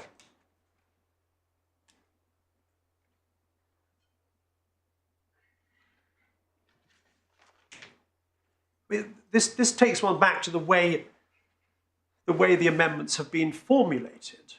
Because if indeed Mr. Hackett had sat down and tinkered with the original defence and put in amendments here and there and everywhere, and if the district judge had then said, and if the district judge had taken the view that all those amendments were proper amendments and had simply said by way of his order, I grant permission for all the amendments, So it would have been preposterous for him in those circumstances to say, I grant permission to amend paras 1, 1A, 1B, 2C, or what have you. I mean, it'd be perfectly proper in that situation, i.e. the amendment to the existing document rather than the wholesale amendment point. If the judge had said, I grant permission for the amendments as they've been put forward before me, then if the judge had taken the view that one of those amendments was legally erroneous, whatever paragraph 13 was, whatever paragraph number it had in that alternative scenario, then the judge could not have then said, the judge would then be bound to say, well, what's the consequence of my own decision? And that confrontation of that question can't change, I say, just because the way the amendment's been put forward in this case. She's bound, in my respectful submission, having decided that paragraph 13 is objectionable, assuming I'm wrong, she's bound then to say, well, what's the consequence for the outcome of this appeal? And the consequence of the outcome of the appeal, in my respectful submission, is perfectly obvious, which is that paragraph 13, which is readily severable, it's not as if there are intricate webs of cross-referencing and cross-pleading, so that take out paragraph 13, and that's like the archstone or the keystone of the arch, and therefore the arch must perforce fall to the ground.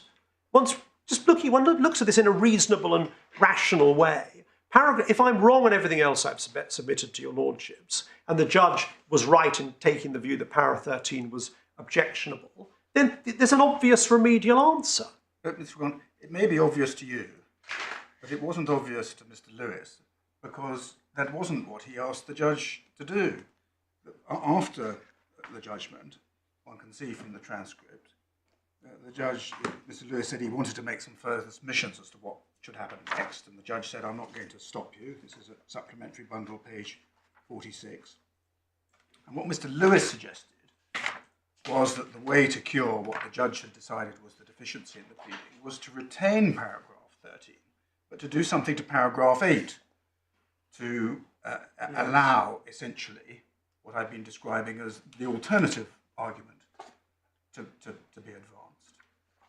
And what the judge said ultimately in relation to that was it wasn't sufficiently cogent or clear as to exactly what he wanted to do to paragraph 8, and without a clear draft in front of her, she wasn't prepared to give leave to amend paragraph 8 in those terms. And that's all she was asked to do.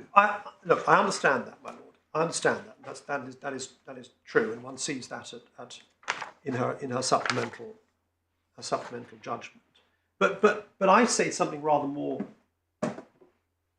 fundamental, which is that the judge herself has to carry through the logic of her own ruling.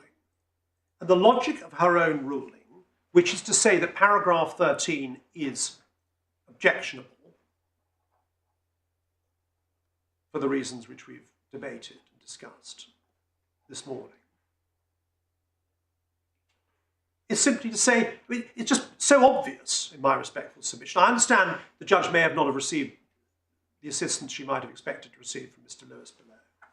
But it's just obvious on her own logic that paragraph 13 can simply be swept away and dispensed with. The pleading is entirely freestanding and does not fall to the ground, to use my keystone metaphor. I have to say, it's not obvious to me on the judge's logic. Leave aside your point that all paragraph 13 is doing is stating future intention and treating it as the judge treated it, as pleading adverse possession. One possibility, which indeed was what Mr. Lewis was contending for, was that you could amend paragraph 8 so as to, or amend the pleading generally, so as to have alternative pleas. One was estoppel by acquiescence without any form of authorised permission, which would be adverse possession on any view.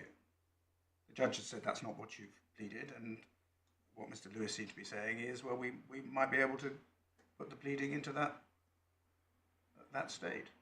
So the deletion of paragraph 13 wasn't the only option.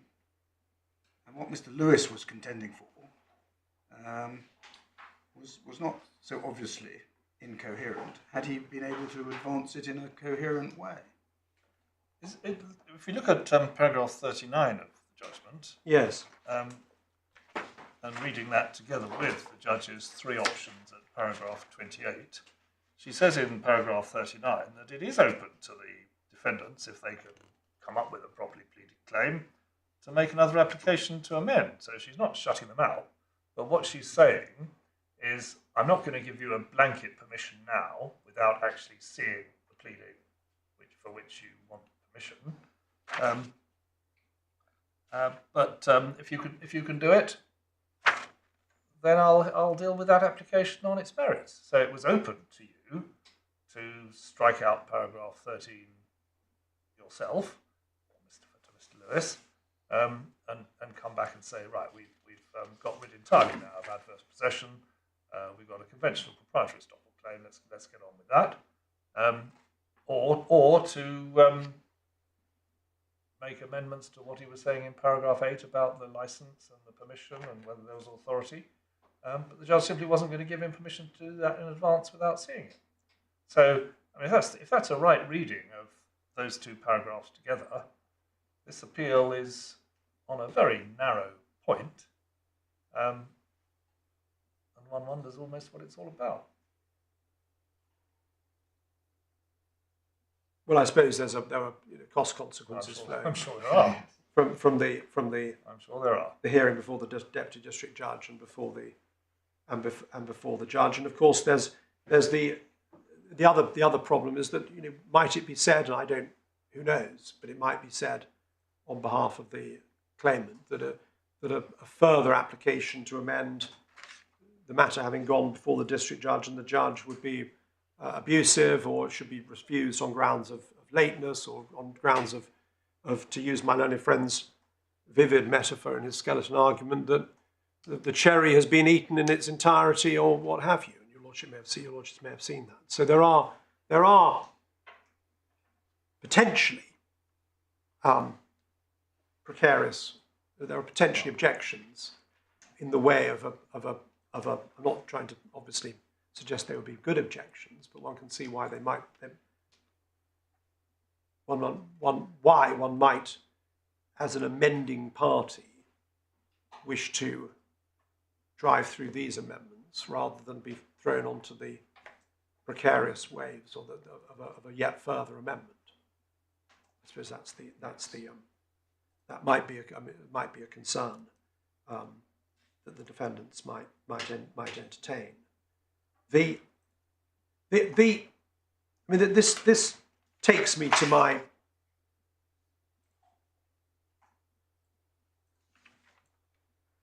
the latter stages of the judgment. And I would like to, if I may. I know I don't want to trespass on your lordship's time too much, but Well, no, you take us through the judgment. We've interrupted a lot. No. I'm grateful. I'm grateful for you. So much.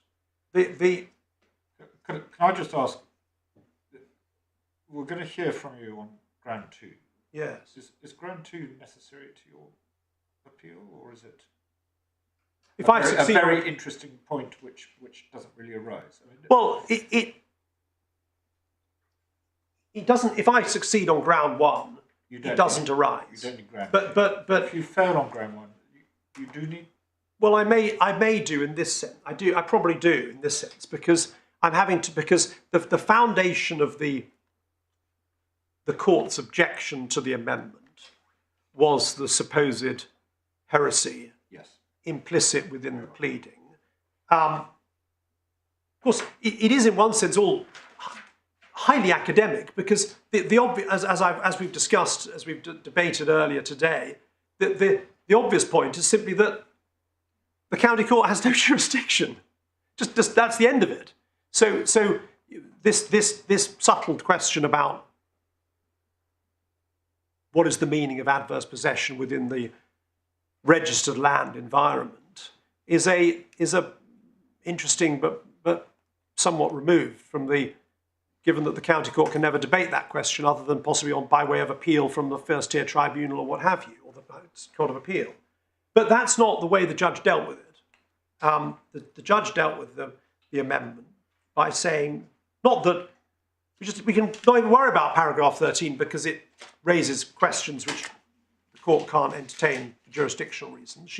She went in to some extent to the actual law of adverse possession. And that was the basis on which she allowed the appeal from the deputy district judge. So I will say something about that if the court's minded to hear me on that. If we're back at page 63, and paragraph 24, there were, of course, 3 different causes of action, so she says, or potential defence contained within the re-amended defence. The DDJ could have refused permission entirety, could, if he so chosen, if the exercise can be properly done, have allowed part of the pleading in and refused permission for the other parts. And we've read on what it was not open to him to do was.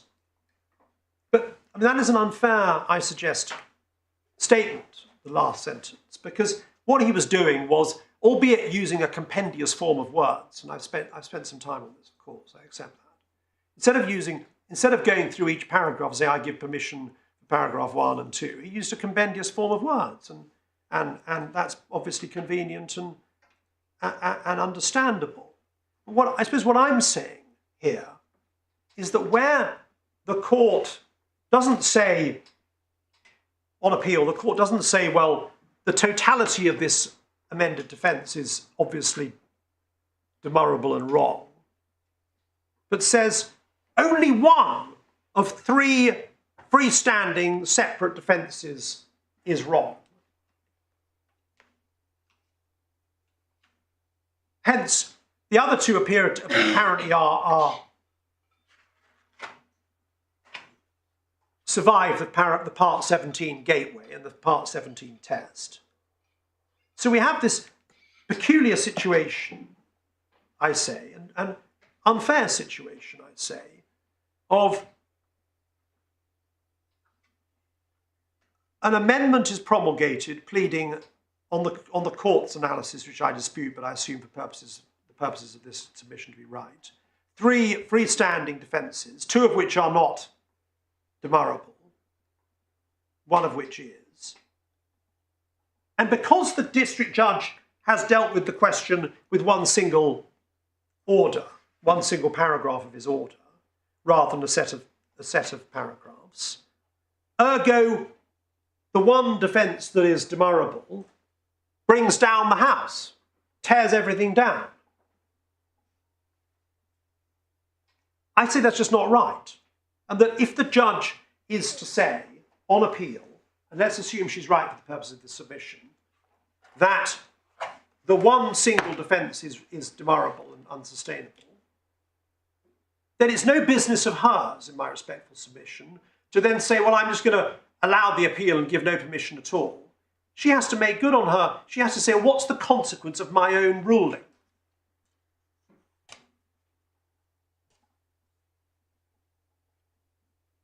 And it is said that Mr. Lewis then endeavours in vain to come up with some wording. But it's not good enough, in my respectful submission, and it's not an answer to say, well, you tell me, Mr. Lewis, what the outcome of my ruling is. And if you can't come up at 4 o'clock, and you're no doubt, it may be that Mr. Lewis was feeling somewhat winded by the outcome of the substantive judgment. Whatever, I don't know. But it's not good enough to say, in my respectful submission, well, Mr. Lewis, having heard my substantive judgment, if you can't come up with some satisfactory wording, then you're out of court, at least on this application. I say that if the court rules on a set of amendments that one amendment is bad, then the court can't just simply throw it over to counsel for the respondent, as he then was, and say, well, you tell me what the answer is. The court is obliged to say, well, what's the actual outcome of my own ruling? Of course, it was the judge's own ruling here. And to say, as she does,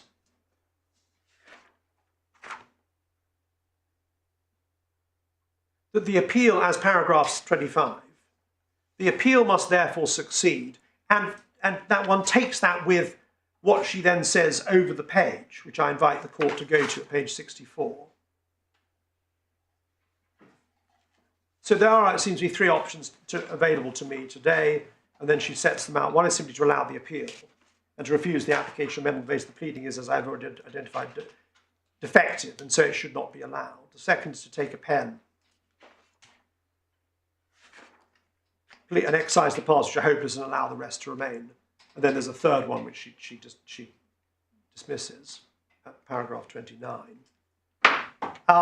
We then have Mr. Friar Spedding, who was the counsel for the claimant at that stage, arguing I should not grant permission for part of the pleading, not least because he says it's not possible to go through this pleading and excise the parts that fall foul of the decision I have made in relation to adverse possession and leave a coherent pleading. Well, with respect to Mr. Friar Spedding, that's a very, very difficult to understand submission, I'd say.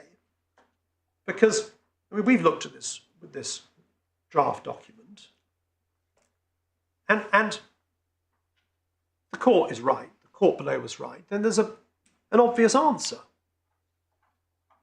which is just to strike through para 13. And I've made submissions on that. And then the judge says this, I note that if I were to go down the route that I would first have to hear submissions from Mr. Lewis as to what parts he says I can and should strike out to give effect to the decision I've made. Well, just pausing there, to give effect to the decision I have already made. Now, the court can't abrogate responsibility. No doubt it can hear, I'm not suggesting it can't hear submissions. But at the end of the day, the court having said one of the three defences is bad, the court can't abrogate responsibility for actually, at the end of the day, fashioning an order and a fair remedial response to make good that order. And to say, and essentially it's wrong, in my respectful submission, where you find one defective pleading to then say, therefore, the amendment as a whole must fall to the ground. And then we have at paragraph 31, her statement is already 3:45. And then 32, the defendants, of course, are the ones seeking the court's indulgence in terms of amending a pleading. Well, just pausing there, I suggest that's really something of a mischaracterization of the position of the court when it is entertaining an application to amend. The amending party doesn't come before the court as some sort of supplicant craving mercy. It puts before the court amendments, and there's a very clear body of jurisprudence, of course, which regulates the basis on which the court responds to amendment applications. It's not a question of indulgence with respect. And to quote from a case which one finds in the White Book at page 521, Hewson and Times newspapers, I quote, any amendment ought in general to be permitted in the absence of prejudice if it allowed the real dispute between the parties to be adjudicated on. Now, I don't need to take your lordships to that page, I'm sure, because your lordships know very well what the jurisdiction is and how it's to be exercised, and know that only too well. There's no question of lateness here. We're not in the realms of a late amendment, or indeed a very late amendment. No one suggested otherwise, I don't think. So what the court is faced with is an existing defence which was, on any view, an unhappy document. An application is made to amend. The court's response is, well, one of the defences, if she's right, one of the defences is bad, the other two are not bad. And she must make good on that, in my respectful submission, rather than throwing it back to counsel for the respondent, I my predecessor entitled, and say, but if you can't help me on that, then I'm that's it. You're not going to get it. Why is it a wrong exercise of discretion to say that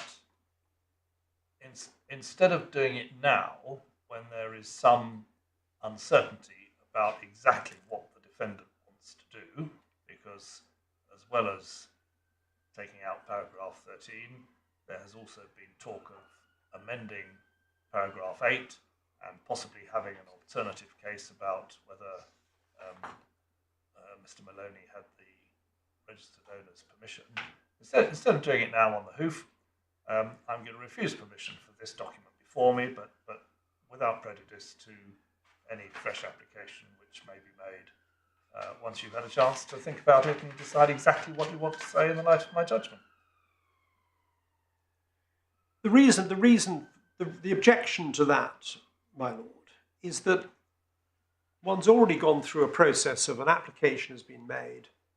It's gone before the Deputy District Judge. It's been argued out before the Deputy District Judge. He's made the order that he made. It then goes on appeal. The judge considers that. It places one back to square one with potential negative cost consequences. And I suggest it's and we can pick this up at paragraph 34. It's just not, in my respectful submission, serving the overriding objective to just simply refuse the amendment on a case within a relatively small compass within the county court, and then say to the defendants, well, you're back to square one, when there is an amendment before the court, permission for which has been granted, and in circumstances where, in reality, what the judge is accepting is that the permission granted for the two other defences, proprietary estoppel, constructive trust, was a valid permission. And there lies perhaps the heart of the matter. The judge's reasoning is as follows. A permission has been granted by the district judge to plead a new defence which contains 3 defences. B, I take the view that the third of those defences, the so-called adverse possession defence, is a bad one. Ergo 3, I'm going to allow the appeal and refuse the amendments in their totality, even though the premise of my judgment is that I accept the district judge was right to allow the other 2 amendments. But what you're describing as the 2 good defences, both themselves depend upon what was alleged at paragraph 8, don't they? But the paragraph... And Mr. Lewis was saying, I need to amend paragraph 8. So the judge was being told that there's nothing left in the pleading that can stand on its own. What Mr. Lewis was saying the claimant wanted to do was to amend a paragraph which infected all aspects of the defence.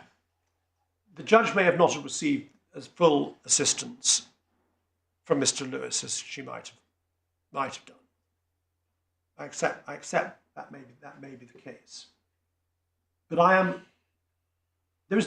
but the logic of what I've just said, where the judge accepts that the district judge was entitled and right to allow in amendments to plead defences 1 and 2. How is it a correct exercise of her jurisdiction to say, I accept defences 1 and 2 were properly permitted in by way of amendment. I've rejected defence 3, ergo my order is going to be to set aside the permission granted for defences 1 and 2. And the fact that she may have not have, the counsel at the end of the day may have not have given her as much assistance as she might have wanted or expected, is no answer to that, in my respectful submission.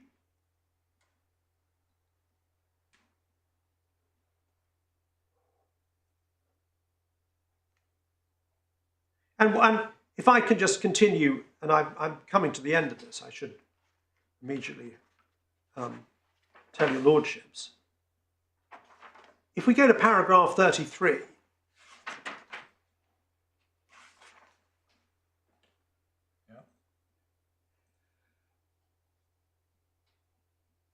I've already determined that it should not be allowed in the form in which they seek it.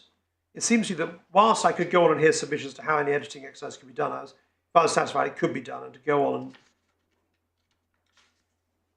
etc., etc. Then the role of the judge is not to create a party's pleadings for them.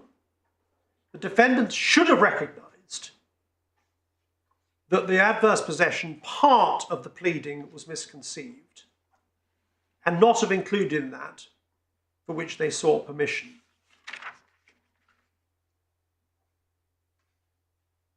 And there we see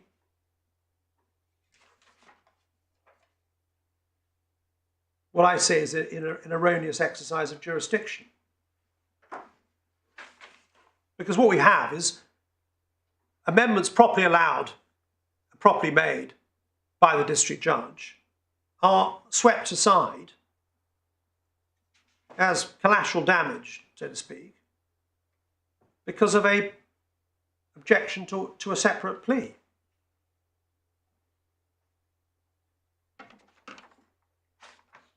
With the result that the whole amendment goes.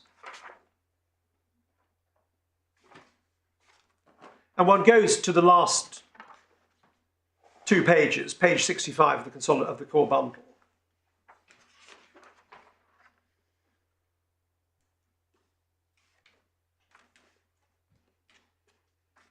where it's right that Mr. Lewis has made submissions about paragraph 8.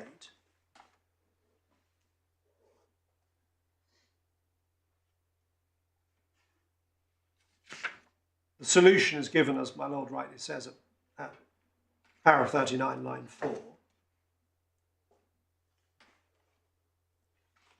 Which is not a satisfactory solution for the reasons I've alluded to. And in any event, it's not a proper solution in circumstances where the courts proceeded on the basis that, in fact, 2 of the 3 amendments are good ones, or at least sufficient to get through part 17.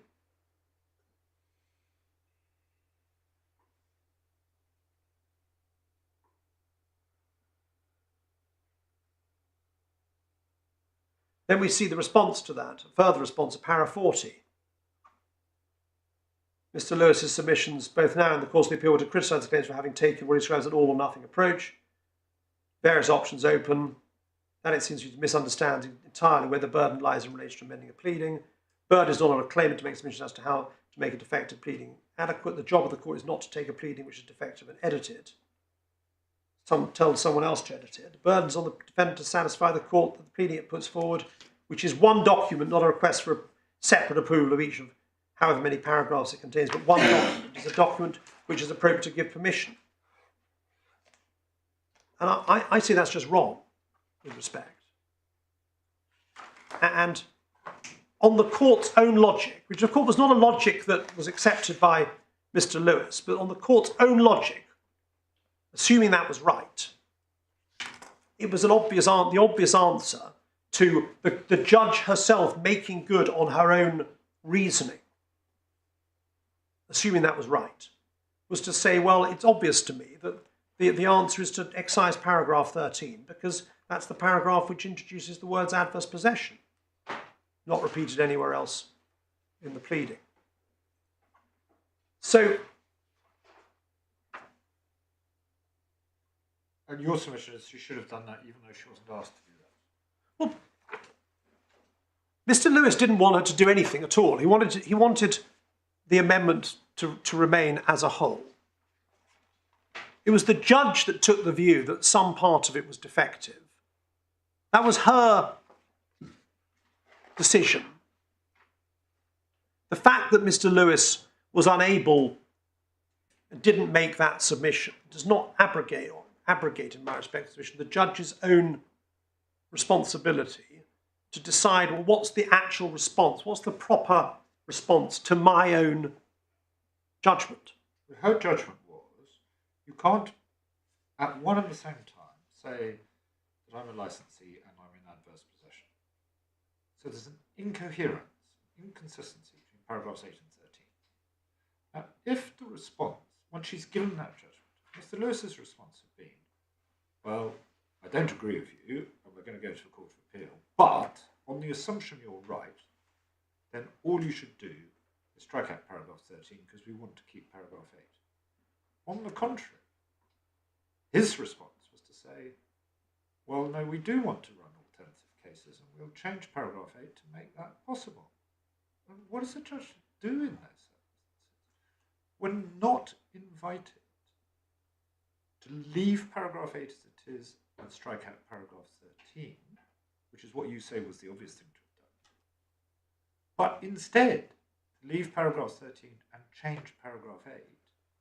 Why is it an abrogation of her responsibility to say, I'm asked to do this, but that doesn't seem to me to be satisfactory because I don't know what form it's going to take and it may have knock-on consequences for other bits of the pleading and it's a mess. Go away and sort it out and see if you can come up with something you're satisfied with. For this reason,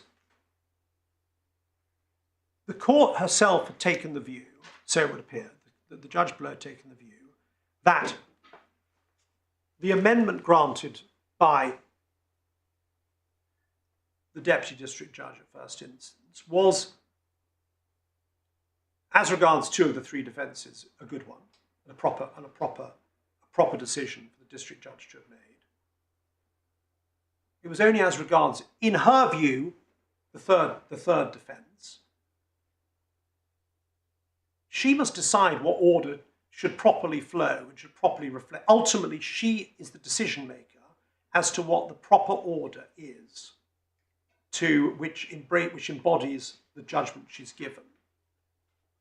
I simply say this, that a judgment which says one part of this amendment is bad, the others are good, cannot lead properly to an order. I allow the appeal in its totality, with the result that the amendments are refused in their totality. And it doesn't matter whether she got assistance or otherwise from Mr. Lewis. But she found there was an inconsistency.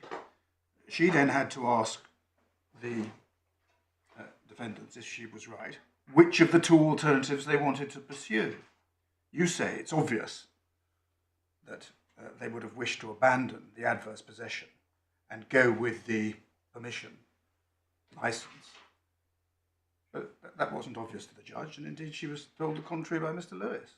Well, I mean, in fact, just in fairness to Mr. Lewis, although his initial reaction is certainly to do with amending paragraph 8, there is a later passage at page 48 of the supplementary bundle at the foot of that page, where he does, I think, make the suggestion that you could just leave out paragraph 13.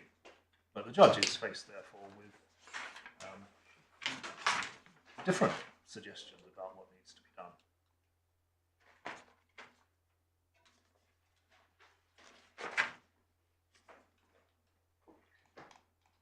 And that's followed then by a discussion on the following page about possibility of making a fresh application.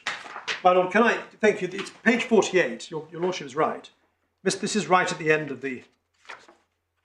Well, this is not actually right at the end. This is during argument. The only element of this document, this is right at the end of the page. The only element of this document, in accordance with the Court's judgment today, for which permission should not be given, albeit I'm asking for the indulgence to correct that, is paragraph 13, the assertion of adverse possession.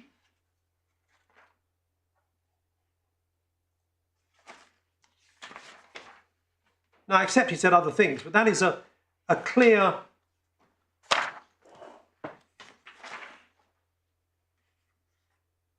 statement of the consequence of the judge's ruling.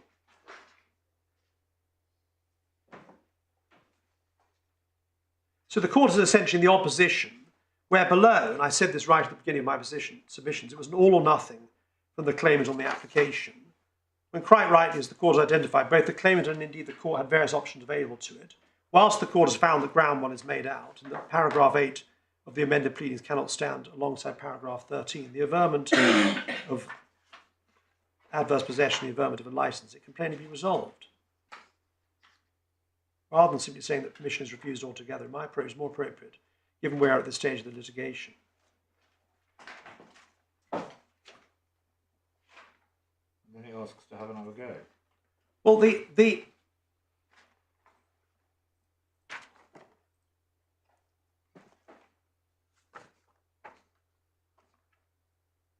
It was late in the day on that day.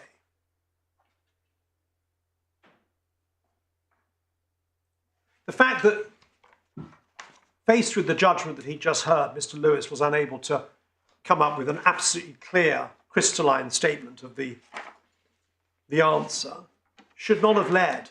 But the court's view appears to have been, well, if you can't come up with anything now, then I'm just going to allow the appeal and dismiss the application, essentially, so that you've got no amendments at all. And I see that is a peculiar and unjust answer. And if the court felt that the right way forward, that there was still doubt about precisely how her order, or rather her judgment, should be embodied by way of order, then she could easily have properly have adjourned the matter for short further argument. I suppose the gravamen of what I'm trying to say is that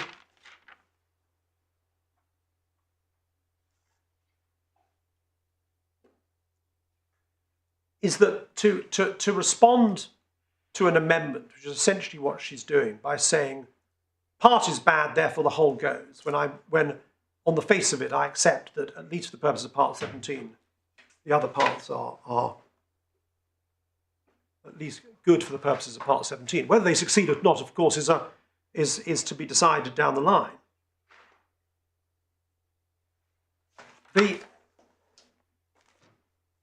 Right, well, I mean, unless there's anything further on that, I think we've probably understood what your point is as to what the judge should have done. So I turn to the further question, which is ground 2. Now,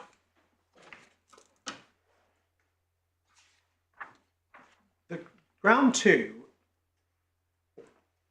engages the question whether the judge was right to decide that, putting aside jurisdictional questions, which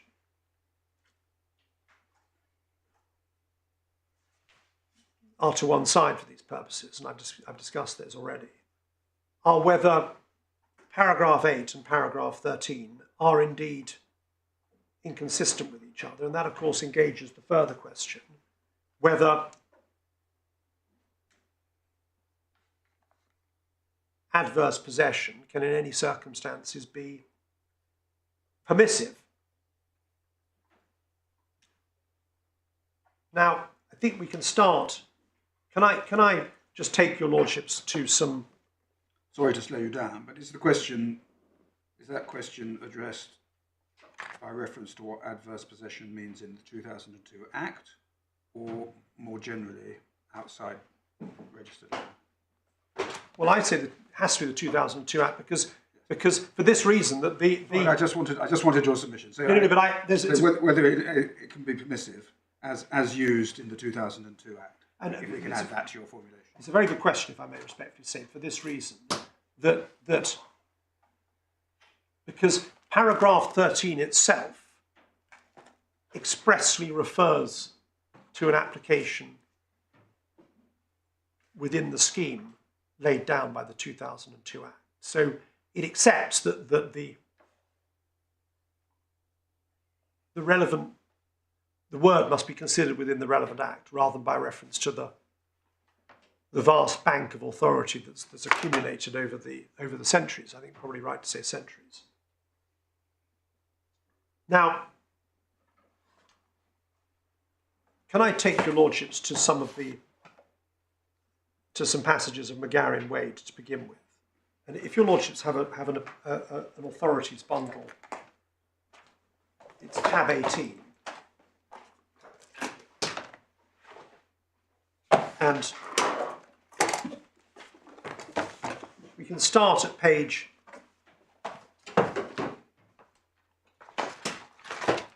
263, that's the external pagination.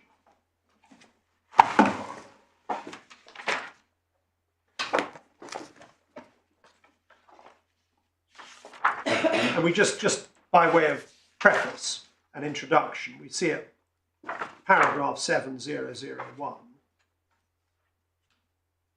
Before the coming enforcement of the LRA, the law of adverse possession was crucial to landlord. Today, where title to land is registered, the significance of the law of adverse possession is greatly reduced for most practical purposes. Nevertheless, it retains its significance where title is unregistered.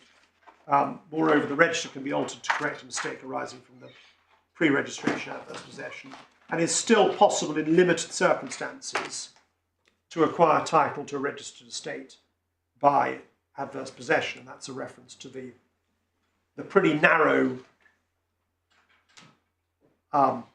terms of Schedule 6. Of course, adverse possession in the unregistered world, and indeed in the registered world until 2002, had an enormous part to play and generated a very large amount of litigation, because under Section 15 of the Limitation Act, the lapse of 12 years would bar the title and extinguish the title. Section 75 of the 1925 LRA had a slightly different scheme, whereby the title owner then held the title and trust, or bare trust, I think, for the adverse possessee. But that's now been wiped away and washed away. And instead one finds, well, and I suspect this is very well known to your lordship, so apologise if I'm trespassing on your lordship's time here. If we go over to page 265, we see, this is again in McGarry, we see 3 paragraphs down. It should be noted at the outset that the person who's been in adverse possession of unregistered land for the limitation period does not bar the right of action. It extinguishes the landowner's title, was the point I just made.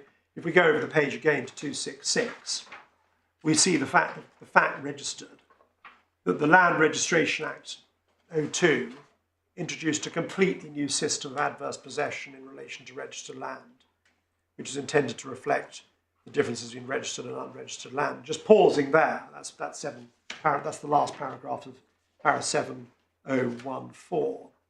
But I'm just pausing there, as I know my Lord Justice Nugee has been involved in some of the leading cases under the old law, so I tread softly and carefully here. But the law of adverse possession in registered land radically altered as well in 2002. It wasn't just a bifurcation between registered land and unregistered land in 2002. And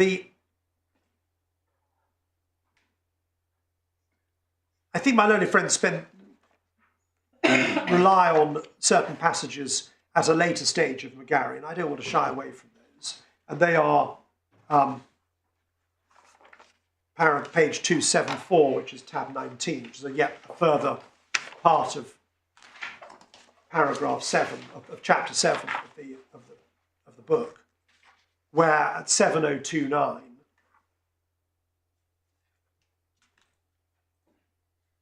well, we can pick it up, if we may, at 273, please. That's external pagination. When the learned editors are posing the question, which of course is a very important question, when time begins to run, and say this at 7027, in the case of actions for the recovery of either unregistered land or capital sums charged on land, which I don't think we need to worry about, time begins to run according to the following rules. And then we see at 028, when the owner of land is entitled in possession, time begins to run as soon as both, 1, that the owner has been dispossessed or discontinues possession, and 2, adverse possession has been taken by some other person. One notes at the top of the page that the learned editors are there dealing with unregistered land. And it's in that context that one gets to page 274, 7029, adverse possession bore a highly technical meaning. Before 1833, today it merely means possession inconsistent with and in denial of the title of the owner of land, e.g., and not e.g. possession under a license or under some contract or trust. And of course, my learned friends place reliance on that sentence. There is a presumption that the owner of land with the paper title is in possession of the land. To establish adverse possession, a squatter must prove both factual possession and the requisite intention to possess. If a person is in possession of land with the permission of its owner, his possession cannot be adverse. And I think my learned friends say, well, that's relevant as well. Pausing there, just if I may, I understand that the word license, or licensee rather, is used at paragraph 8 of the pleading.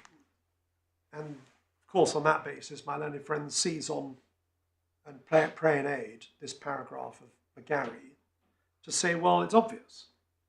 Now, putting aside the special rules applicable to registered land, which I'll come on to make submissions about, I just invite the court to bear this in mind. That, and I've made the submission, and I'll keep it as short as I can. The licenseeship referred to at paragraph 8, it may have been loose language, I accept that, but it's plainly not the form of licenseeship which is engaged in the kind of debates that arise and have arisen for decades as to whether the possession of the defendant is with the license or otherwise of the paper owner or the owner or the registered owner. Because in reality, what is being pleaded in the relevant paragraphs of the defence and counterclaim proposed by way of amendment is the words from Messrs. Quinn and Maloney. It's yours now. You can do it with it as you will. And they abandon the as agents, we say, the property, and Mr. Fraine Senior then treats it as his own, so it is alleged, for the next 15 plus years. So, but that is a form of permission or license, is it not? Well, it's a form of, well, that is an important point to raise, my lord, because, as I'll come on to, the drafters of the LRA, and indeed the drafters of the Law Commission report that preceded it and on which it was based, of course, precisely recognise that fact as being a key ingredient in the typical proprietary estoppel claim, and yet see that as being entirely compatible, indeed not just compatible, in the first condition, a necessary condition of being registered. Yes, that's your ground too, but mine was a prior question. If you simply ask Mr. Fraine took possession on his version of the facts, I'm assuming that Mr. Yes. was an agent for Mrs. Healy. His occupation was not tortious, it wasn't a trespass, he had the permission of the owner. In that sense, it's permission, it's a license. It's a license in that sense. Is that not right? Yes. Well, I see the force of that, my lord, yes. Otherwise, he could be sued for damages for trespass. And on his case, he couldn't. No. Well, I mean, and this takes us to the heart of the question, which is whether the phrase adverse possession, as used in the Act, must be given some special meaning. Some broader meaning than it had in unregistered land, because in unregistered land, his defence after 12 years would be exactly the same as his defence after 2 years, which is, you said I could go in. You, the owner, or with the owner's agent, said I could go in. Yeah, and I could treat it as my own, and I've done so, and I've spent a whole ton of money on it. His defence is not, I've been here for 12 years in adverse possession, because those aren't the facts. No, quite. No, I. So you do have to say it's different for the 2002 Act. I do. Well, I hope I am. Well, that is what you say. We do say that our skeleton. I hope we don't shy away from that, and then that's. And I hope I fairly set out a paragraph which my learned friends rely upon, and one can well understand why they rely upon it.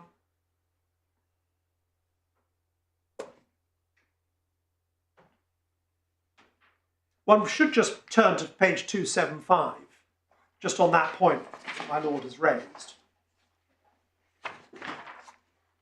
It's been contended, but not decided, that permission in the context of adverse possession requires a communication to the licensee, whether by writing, spoken words or conduct, that is intended to be and was understood as permission to do what would otherwise be a trespass.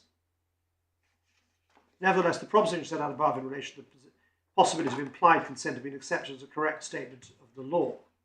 Privy Council has held that permission can be implied but need not be acknowledged by S, the squatter. Doubtful of that, whether it has to be shown that S understood the relevant words or conduct to amount to possession, to permission. And then this. Possession with permission, which can never be adverse, is quite different from possession in which the landlord acquiesces, which may be adverse, and one sees Hicks and Chaplin referred to at the end. Now, so I just read those out just to show the sorts of debates that have arisen in the unregistered context, and indeed the registered context before 2002, I suspect. Now, we then go straight... Right, well, before we go somewhere else, is that a convenient moment to stop? Yes. How long do you think you'll need to develop this point? I may need another 20 minutes, if that's convenient and acceptable to the court. But I'm conscious that my learned friend has, a lot of ground has been covered already through your Lordship's questions. All right, well, if you can do it in 20 minutes, that should still give Mr. Walsh time to make his submission. Thank you, my Lord. All right, 2 o'clock. Authorised.